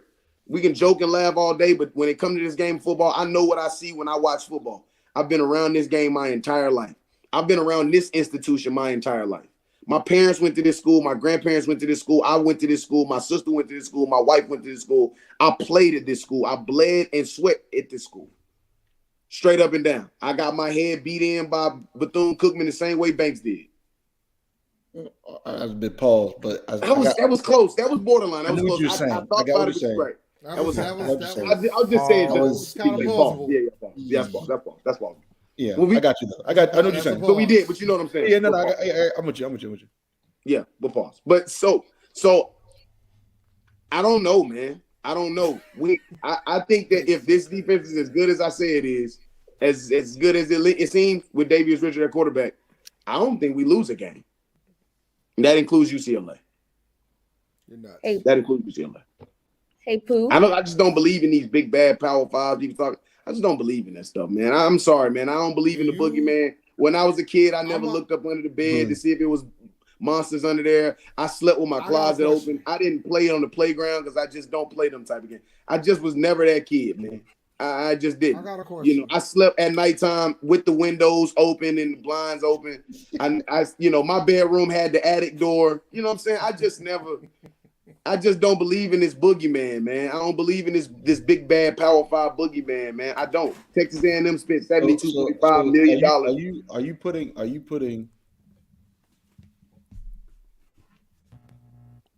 11-0 on the table? Are you saying that's a possibility? Yeah. Look. Yeah, all the recipe, all of the ingredients is there for it. Texas A&M spent $72.5 million on their football facility. They can't win a conference championship to save their life. You can't tell me that. I'm here for all the Texas A&M. They haven't played for one, sir. Straight up, they can't even put themselves in a position to get there. Yeah, all right, so I just don't believe in this big bag bully or this big bad boogeyman that everybody says exists on the FBS level. It ain't no such thing as a darn Power 5. Ain't no such thing. I'm telling y'all right now on HBCU Hour, there's no such thing as the boogeyman. It ain't but 7 to 8 programs that year in and year out have a legitimate chance to win a national championship. On any level, in any subdivision. It's 7 to 8 teams. Stop talking to me about this Power 5. It don't exist. And that's in every sport, football included. It's 7 to 8 teams every year. And it ain't because you in the Pac-12. And it ain't because you in the SEC. And it ain't because you in the ACC. And it ain't because you're in the Big 10. And it ain't because you're in the Big 12. Miss me with that. Half of y'all programs is garbage anyway. Y'all got all the money in the world and can't find a way to buy a championship. The teams who win championships are the teams that have the ingredients. It's something that is in that soup, in that water, in that food, in that program that makes you a top-tier program. I've seen it happen. I've seen HBCUs go knock off these quote-unquote power programs in multiple sports. NC State don't want to put North Carolina. I'm going to say it right here. NC State, stop running from us. You don't want to play us in nothing. Every time you put us on your schedule, whether it's basketball, softball, volleyball, we beat you. Stop running. And real talk, tennis, they backed out of a game against us in tennis when the men's stop running. You running, Chapel Hill. Stop trying to pinpoint and think you're gonna play us when Davius Richard is out the building. So I'll be that guy. We got. You mentioned Chapel Hill. Let's talk about it. 2 quarterbacks in the state of North Carolina. Mm-hmm. And I want everybody's opinion on this. I know he's about to say. Who would you rather have going into next season? Davius Richard or Drake May? I knew he was going with. Man, listen, Davius Richard. Listen, let's break this down, man. This is football. This is the game we all been playing since we was little bitty boys, little bitty girls. This is the game we played in the backyard. We played throw up tackle, throw up tag. Throw the ball in the air, you catch the ball, you can make people miss or you can't. You're going to get hit, you're going to get hurt, you're going to scrape your arm up, you're going to scrape your elbow up. The difference between that and this version is you put shoulder pads, a helmet on, some knee pads, some thigh pads, and a whole bunch of other armor, and hip pads and a butt pad and all types of pads. That's the difference between what we did in the backyard. You want to know the guy who you couldn't stop in the backyard? It was the dude who was bigger, faster, stronger, and had more determination than everybody else. Superman. Wasn't nobody asking, well, when we leave playing throw up tag, you going to go see your personal trainer? I got a 3:00 appointment with my quarterback coach. I don't want to give a freak about that. And this is all respect to Drake May, because I seen this young brother grow. He's from North Carolina. I seen this brother grow. I seen him matriculate. I saw him in high school. He was right down the road from where my house is at. I saw him play. But it's just, this kid is just different, man. John Henry's different. 6'4", 225. He legitimately, with my own 2 eyes, he lifts with linebackers and defensive linemen. He is that. He genuinely, when he tells his offensive linemen and the people on the sideline, he tells them to go somewhere, they go.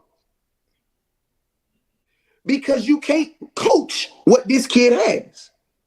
And he from I just got done telling he's from Belgrade, Florida. He's from he's from Belgrade, yeah. Grew up in a great home, had a chance to sit and talk to his mama. This kid is a phenomenal young man, but when he puts a helmet on, he turns into another type of person. John Henry. He turns into an all-around football player, the type of football player you want if you're a high school coach, if you're a college coach, if you're an NFL coach.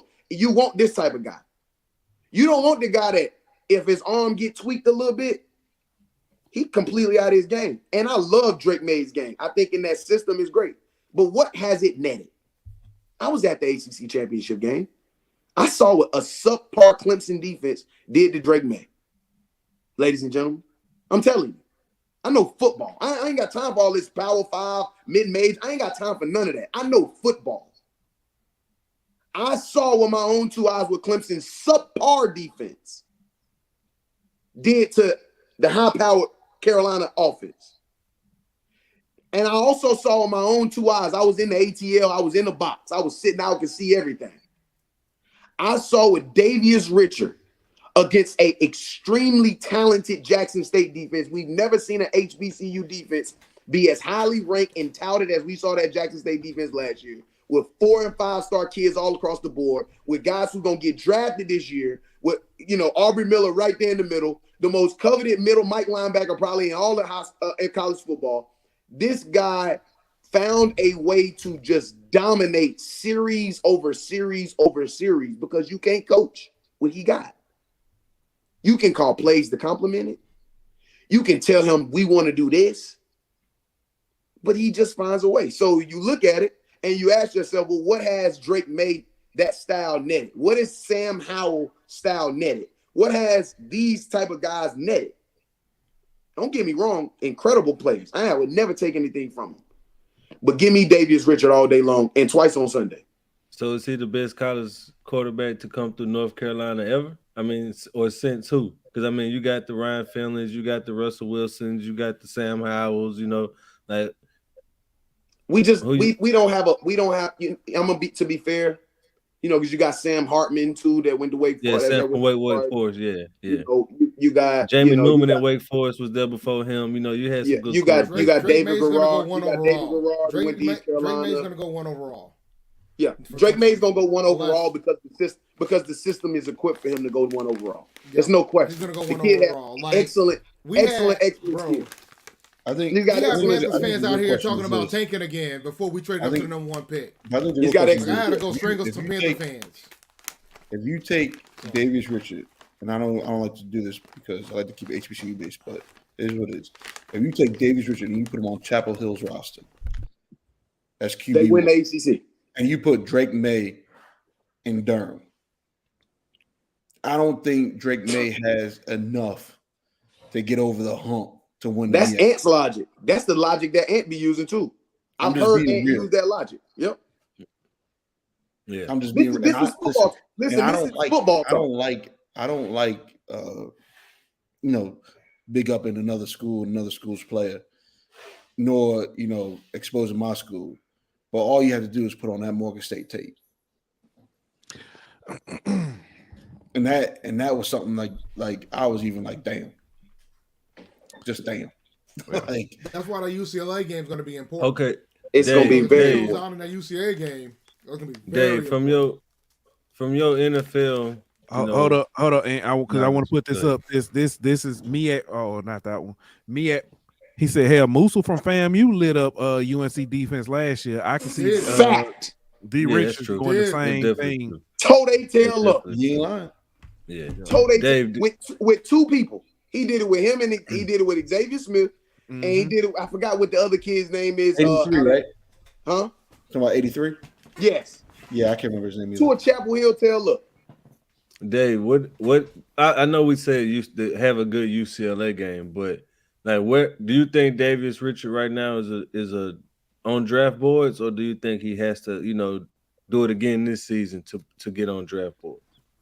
I think he has to do it this season only because of the fact that they're going to question the opponents, and he hasn't really played in the FBS programs. So I think that UCLA game is going to be important. Like, I think if you just look at the history, this is why I'll be giving the SWAC heat, because the only school that consistently plays FBS, there's two schools in the SWAC that consistently plays FBS programs typically, and that's FAM and Alcorn.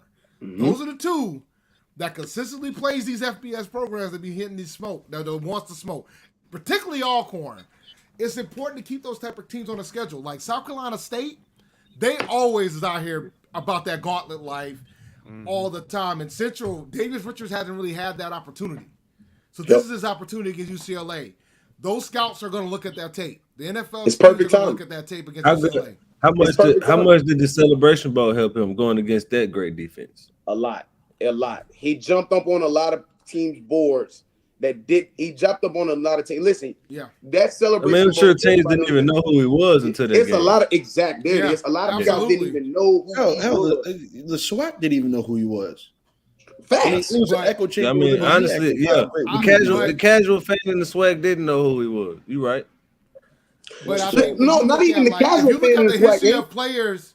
Not even the casual fan that in the get SWAC. drafted.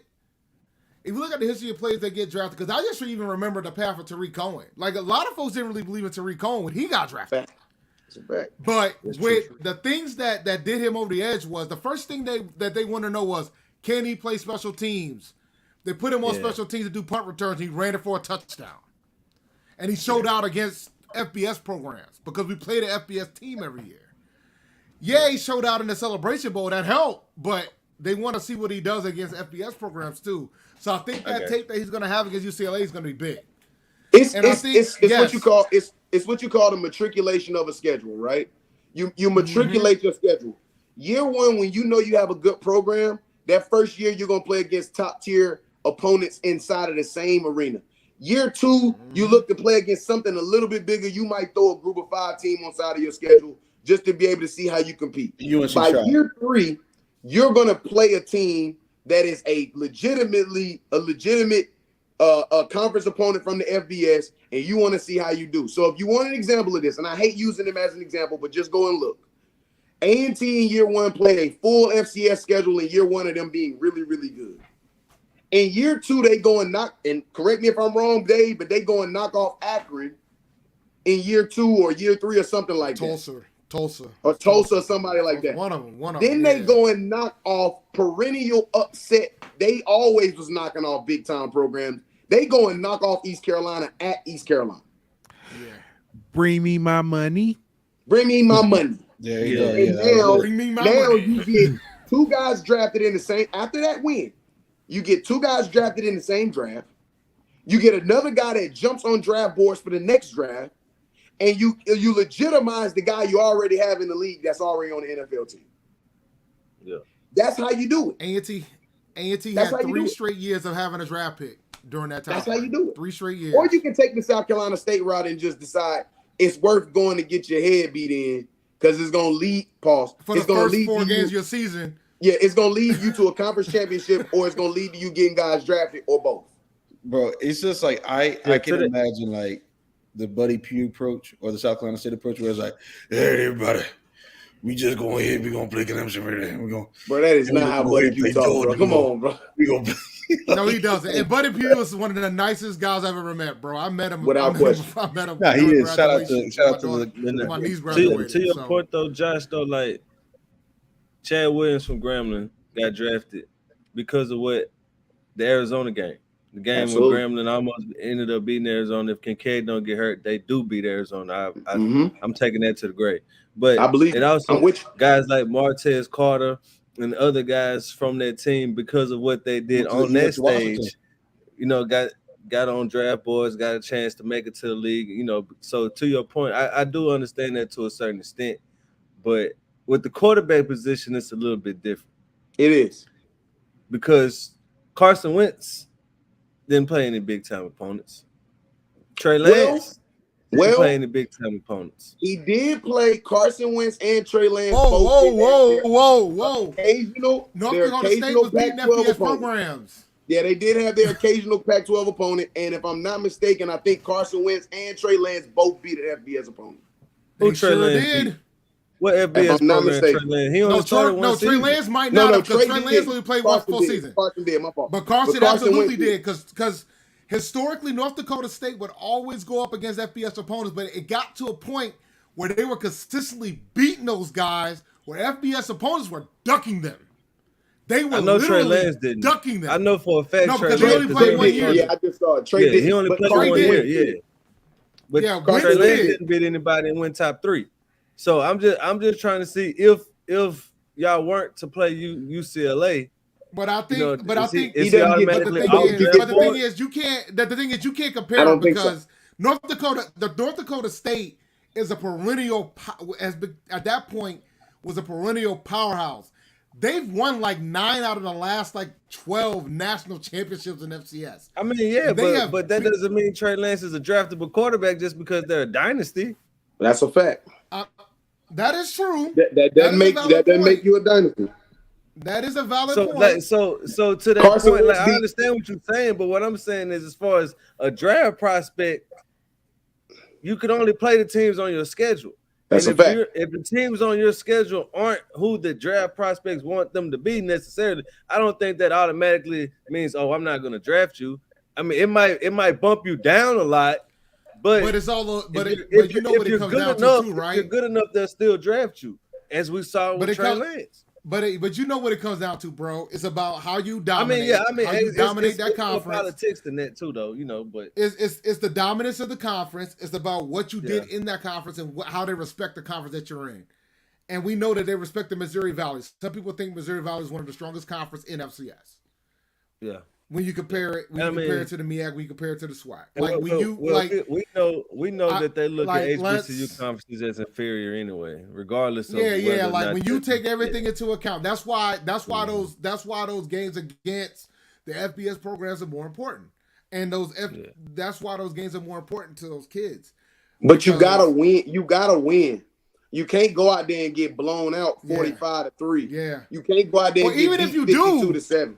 No, you cannot lose them games. And if you lose, it's got to be competitive. I have never seen, you cannot give me an example of a guy who plays really, really good in a blowout, and because he played really good in a blowout, that ends up raising his draft stock. It don't happen like that. You look at, do not, first of all, you talking about. I think Toon made the decision to transfer because of that. I think 2 games where he got blown out the bricks. The team got blown out the bricks, but because he performed well, that pushes the decision to make a move. I don't think Toon was on whether Washington was there or not. Yeah, I believe that. And That's a different situation. Tulane was there and didn't have a very good season either. Didn't have very good winning seasons either time he was there. Carson Wentz. Well, he only played one full season. Remember, exactly. Like Tulane only Carson Wentz his beat, only good. Carson He only Wentz got beat, time last season. Carson Wentz. To our earlier question about Carson Wentz. Carson Wentz beat Minnesota at Minnesota 37-24. He jumps on the draft board with that game right there. That was his junior year. That year. That was his junior year. Correctly. They go on and they win the national championship that year. They beat Sam Houston State in the national championship that year, but he beat Minnesota. Give me another quarterback we even think about coming out of North Dakota State prior to Carson Wentz. I know some good ones, but I don't know none that jump him in the first round. Okay, what about Josh Allen? Josh Allen, same thing. Josh Allen was terrible in his. Josh Allen was. Davis Richard has measurables. So That's I mean, true, Josh Allen was terrible in his Power 5 game. He threw 5 picks in the game against Nebraska. I'm with you, but it's Josh Allen. Y'all talking about a lot of white quarterbacks, friends. It's Josh Allen, right? Well, Trey Lance is black, so Trey Lance broke the mold of it all. Here's what Davis Richard is up against, right? The most storied quarterback in our entire school history did not get drafted. Earl Air Harvey passed for over 10,700 yards in his career at North Carolina Central in the 80s. Didn't get drafted. As a matter of fact, his teammate got drafted, Robert Massey, who's now the head football coach at Winston-Salem State. He got drafted, but Earl Harvey did not get drafted. Earl Harvey didn't get drafted because they didn't believe that Earl Harvey had the mechanics in between the ears to play quarterback in the NFL. He passed for over 10,500 yards at North Carolina Central in his career. The all-time winningest quarterback in school history prior to Davis Richard, and didn't get drafted. We don't have another quarterback that even sniffs that until Davis Richard. And so it's almost perfect timing that UCLA is on the schedule his last year. If UCLA is not on this schedule, answer your question. Do I believe he jumps on draft boards? No. The same way I don't believe his name even gets mentioned on draft boards if he didn't do what he did last December in the Celebration Bowl. It all has to work together for the good. And so if North Carolina Central goes out to LA, I will be in Los Angeles, La La Land. If they go out to LA and they not only compete, but Davis Richard has the game that we all know he can't have, because it ain't like UCLA got a really great defense, right? If he goes out there and he does to them what we know he can do, next April, his name is being called. He's probably at best a day 2 guy, possibly a day 3 guy. Probably a day 3 guy. One thing I will say though, the plight of the black quarterback has changed too. Because I've been paying attention about how they've been treating the quarterback situation right now. And in a typical year, there have been folks that have been trying to convince folks that Will Levis is the best quarterback in this draft. And that has not happened this year. That has been the most impressive thing. To your point, okay. I've seen. Today, the highest paid player in NFL history is a quarterback that plays the game very similar to Davis Richard. Yeah. But let me ask. Shout out to Jalen Hurts. But y'all talking about the plight of the black quarterback today is a little different. But he was from Alabama and OU. Oklahoma. Oh, he was Alabama. Both, right? Alabama and Oklahoma. But to your, I mean, that's you quarterback. It's a little. Tavares Jackson was the last one, right? Yeah, correct. He was. So are we saying that's a valid point? Are we saying that the black quarterback has a different experience at a historically black college or university? It's harder to be black and attend black than it is to be black and not. I don't want to go there. I think there's something to that, because like you can't tell me Kincaid shouldn't have been drafted. Hold on. You know what I mean?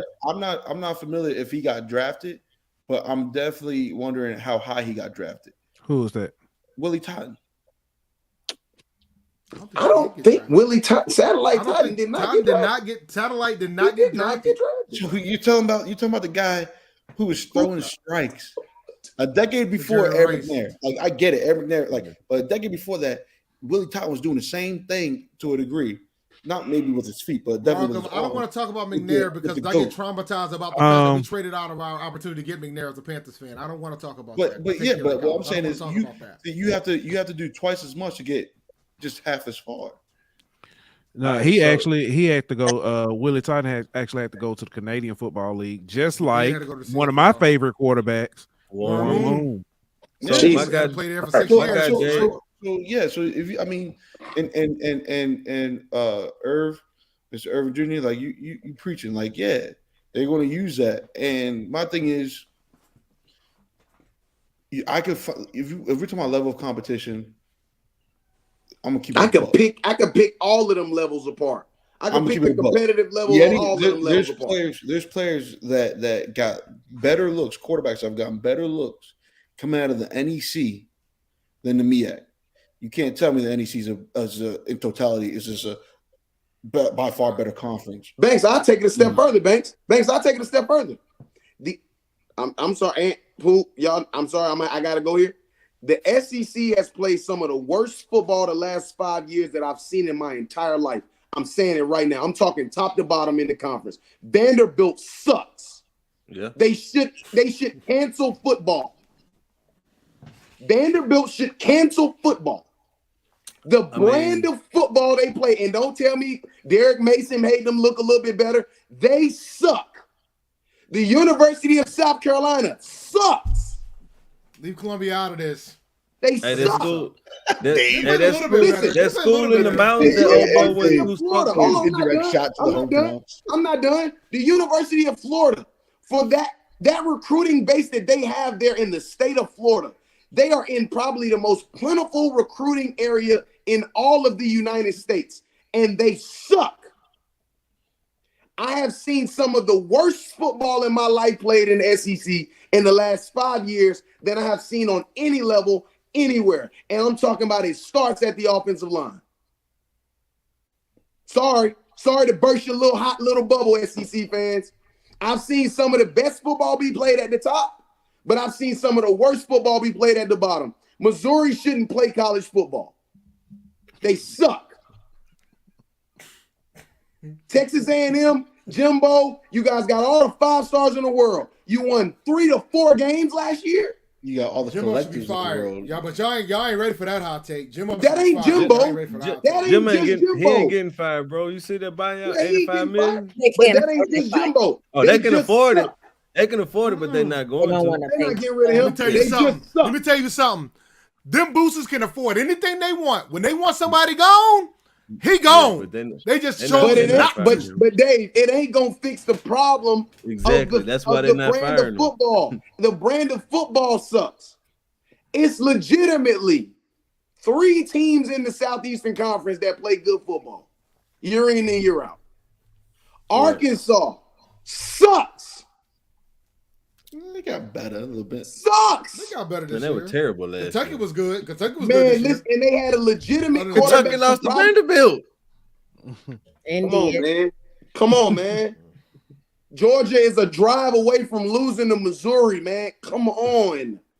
I mean, but that's every conference. I mean, Indiana never really been good. Northwestern never really been. Yeah, you know what I mean? But I'm just saying when Dave brought it up. When Dave brought it up about they use the level of competition against HBCU quarterbacks, that's kind of where I was want to go, because you mentioned, Dave, about the Missouri Valley Conference, and how they see that as a tougher conference. It's a good brand of football. And I know some people look at the Southland and say, oh, that's a tough conference, and whatever. But of like 5-10 years ago, yeah, sure. But, traditionally, I guess I should have said, but so my thing is, what do HBCU conference, what does the MEAC, what does SWAC, what does, all of these conferences need to do to change the perception of their conference? Win. They gotta start. Win they what? Gotta start playing more out. They gotta play these out of conference games. They gotta start winning these games. Yeah. You gotta win. And the thing is, the MEAC has improved upon that The SWAC's got to do better at that. But whenever I but tell the them SWAC about don't it, play- they get mad The SWAC at don't me. play nobody though. They don't play the That's my Southland point. Conference I teams. tell They them. don't play those I other tell. teams. I don't think they I can, tell y'all. them. No, the schedule doesn't allow for it. I don't think they can, No. We got to That's stop the not- madness. that's- They No, can. when I say They can. when I say they, I'm talking collective. They as a collective they just can't, y'all. There are a few programs in the conference that can. And there are really legitimately, truthfully, there it is right there. There's legitimately, truthfully, a certain number of teams in that conference that should go and play outside the conference. This number here is 3. This is 3 out of conference teams that they can play. But sometimes this goes down to 2. Right. Because sometimes they end up playing another SWAC team that ends up being a non-conference game. And that's the decision they make a decision of within the conference because they decide to make it a classic. Because they want to play each other. Jackson State and Southern playing this year week 2. Alabama's in That's a rivalry. That's fine. That's their rivalry, but that's their decision. Yeah, You know I mean, what I'm saying? it's a rivalry, but at the same time, it doesn't help change because the the thing perception. is, when I No, hear it doesn't. You're right. It doesn't help to change the perception. It doesn't. You're right. But here's my thing. But that's the thing that bothers me, right? Because I know it's easy target to make that excuse and say that's the reason. But when A&T was in the MEAC, I know that seems like a long time ago. We were a bigger conference than them, and we had 8 conference schedules. We used to play 9. Okay, we traditionally played out been of that conference way schedules. though. We traditionally point been is that we way play- today. The SWAC doesn't care. Tougher. Have y'all thought of that? But that's my The point. SWAC doesn't care. They don't care, and that's fine. If They they don't want to care. just say they don't care, they don't care. But then I don't think it's a matter. I don't think it's a matter that they don't care, y'all. I think that it's a program by program basis. If you asking me, 70% of the conference does not care. I agree. But the 30% I of think the Alcorn conference does care. Alcorn cares. Alcorn cares. I'll say FAM this. cares, and that's because they come from the MEAC. FAM cares because they come from the MEAC. Bethune cares. Bethune cares because they come from the MEAC. On a conference collectively as a conference, I don't think they care about where they stand among the rest of FCS conferences. They don't care about everybody else. They care about each other. They're they care about as long as everybody in the SWAC is taken care of, we're good. You know what I mean? Until somebody walks up to them and be like, "Y'all are an inferior conference." Yeah, but then when you walk up to them, when you walk up and tell one school that, you know what I mean, that they're inferior, then the whole conference coming for you. You know what I mean? Yeah. Like, and they all gonna ride for that conference, even though, like you said, it's true in a sense. But I think it all comes down to this at the end of the day. As long as the conference is progressive as far as TV contracts and ways to make money and things of that nature, does it matter what the perception of the conference is? It does not matter. Absolutely. They make more money than we do. And Banks, you know I could go there, but we don't have the time. But part of the reason they make more money is because they would rather play Jackson State Southern week 2 as a non-conference than play Jackson State Delta State. Yeah, but also, they practice what we talked about in the Black community for forever. Yeah, they practice intra-community economics, group economics, group economics. They do not let their dollar go outside of the SWAC. And we can talk about it all day long, and we can talk about them, how they do us all day long, and the perception of it all day long. I would say proximity. I would say proximity to distraction, right? Whereas, like amongst whether it's the schools in Mississippi, schools in Alabama, FAM, whatever have you, like you're talking about isolated school, like isolated places, where for the most part, those are the most integral, entertaining epicenters. Yeah, a lot of rural schools of those areas, of those regions, and people want to turn out. Like we have a tough time, especially if you're north of the Potomac. You're having a tough time trying to compete against in the fall against the Ravens. If the O's are in the hunt, have to compete against that.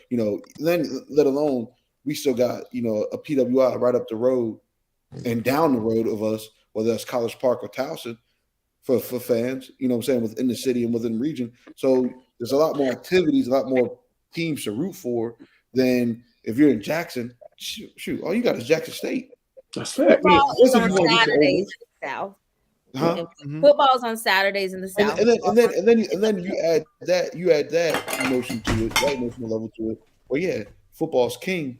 Like, it's tough for the MEAC to try to really come close to that because, for one, whether it's a tidal water area, whether it's the Tri-Cities, whether it's the DMV and Baltimore regions, like basketball too is also a big time thing. The Carolinas, yeah. Yeah, so it's like we also have that where that we compete. If you go to almost especially January, February when it's in high conference mode, those every gym is packed, right? But like it's kind of like you see the adverse within the SWAC. So it's even though football king in the South, but football king down here, bro. Yeah, you talking Mississippi. You talking Mississippi. You talking Louisiana football, Alabama. Like that's football is king down here. And to your point, yeah, exactly. To your point, like exit 81 on I-20 in Louisiana, Grambling State University, that is the entire exit. Yes, sir. You know what I mean? Like you go to Itta Bena, that's all it is there. Like you have a few outliers, the UAPBs, the Southerns, Jackson State. I mean, like, no offense to people in Itta Bena, but who's just going to Itta Bena just to go to Itta Bena? Unless you got to go to the grain field or something, bro. The people in Itta Bena. Unless you got to go to the grain bin or something like that, right, like out on the truck or something. Who's just doing the that? SWAC folks seem bored during basketball season. Let me say that they do. They are bored. They don't. Yeah. Not like realistically. Baseball's their jump off though. Baseball is probably more popular than basketball for them. Hey y'all, we gotta let Pooh rap, y'all. We got but I do want to say this. It's 2 seasons in the South. You got football season and then non-football season, and then getting ready for next football season. That's fact. That's fact. But I do, because my folks will kill me if I didn't say this. Shout out to them Blue Devils at Dillard University, men and women's winning the GCAC outdoor track and field championship. Shout out to my folks down there. But listen, ladies and gentlemen, Miss Erica, Banks, Josh, Dave, truly appreciated this. This was by far one of my favorite. Yeah. This was the best show we've done, I think, dog. Yeah, it's been excellent. Truly appreciate everybody who stuck with us. Appreciate it. Simple might have fell asleep. I know, he might have took that black card. He might be boiling some crawfish or something. He might have drank some Hennessy and fell out, something like that, But it's probably his first time trying it. He think he black now for real. So yeah. But truly, man, appreciate everybody in the chat for chopping it up with us, staying with us. Like we always say, you could be anywhere in the world, but you're here with us.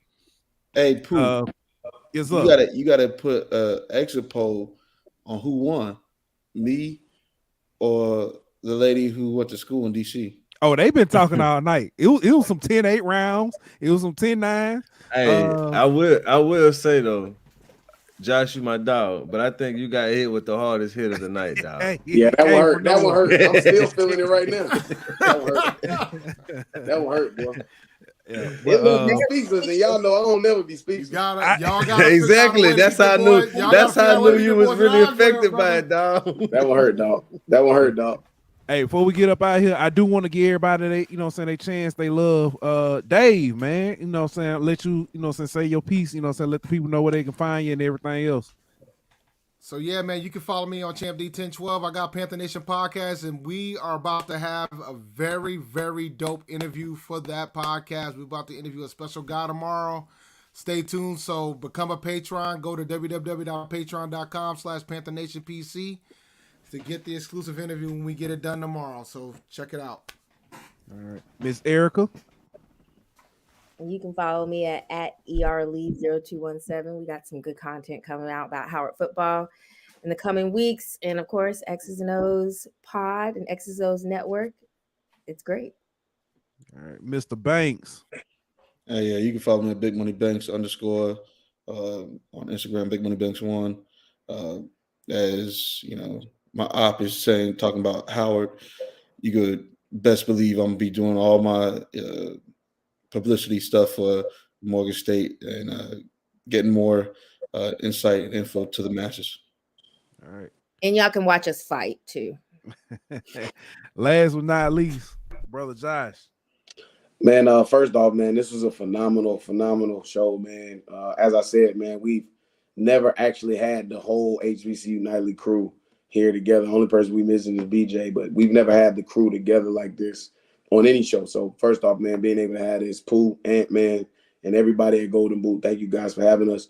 Check us out, man, all of us on at HBCU Nightly. Man, we have a phenomenal show planned for Wednesday as we are closing the door on spring football, getting ready to go into summer workouts and all of that good stuff. So continue to watch us. We're still in our spring football series. We'll be in volume 4 on this Wednesday, and then we'll close it out with volume 5 next Wednesday. And then you can just literally, man, continue to check us out, hbcunightly.com. Subscribe there. It's absolutely free. Go to hbcunightly.com. Subscribe to our email so you can get inside information as we get into the summer about recruiting, early insight and information as it pertains to events we'll be doing during the football season and all of that good stuff. And then check out X's and O's network, man. HBCU Nightly will be merging over and be a part of the X's and O's network going forward. And then X's and O's podcast will be on the X's and O's network, along with all of your favorite shows and all your favorite personalities there, all under one roof, representing the HBCU diaspora the way we should. So thank you guys for having us, man. Thank you for having me on the show, man. This is always a pleasure, family. Hey, it's always love, man. We truly appreciate it. Let me get ready to close this out. You don't find that suspicious? Yeah, Dave said he had to hear that one more time. To the CAA you go, Morgan. Going to the KFC conference. You ain't gonna do that. We ain't gonna do that. Going to the KFC conference, though. Colonel conference. You don't find that suspicious. We ain't gonna do that because we know for a fact they gonna come Harvard hug to the rest of the Ivy League. So we ain't gonna do that. Boy, you gotta send me that. You gotta send me that sound. Let me tell you something. Y'all be sleeping on that commissioner of the CAA if you want. That man is still looking for another squad. Y'all keep sleeping if y'all want. He ain't gonna make y'all. So my question is, last one, Pooh. I'm sorry, but don't like 2 teams gotta leave, like, cause y'all can't just have 5 teams in the MEAC, right? Sure they can. Sure. Well, the concern for the MEAC is the basketball side, because they got to keep that basketball money. Central has a better chance of leaving. Come on, man. Why you got to come on, bro? Golly, man. If you wanna keep it a buck, the school that has a real chance of leaving, they ain't here. No, not. So it's the one in Dover. It's the one in Dover. It's the one in Dover you got to be worried about. They out here buying private schools. Josh, I know y'all not about to do. Y'all about to do what the team down the school did, bro. I mean, down the street did, bro. Y'all about to follow them, bro. Is water wet? They got y'all about to follow them, bro. From the Sun Belt. Don't. Y'all about to follow them, bro. He being messy now. He tried to. Absolutely not. No, absolutely not. Hey, you being messy, man. Absolutely not. No, we ain't going nowhere. He's smiling too hard. Remember, look, man, we you know what I mean. Unlike the school down the highway, man, we know who our founder was, man. You know what I'm saying? We ain't going nowhere. No, don't do that. Don't do that. Hey, Erica. We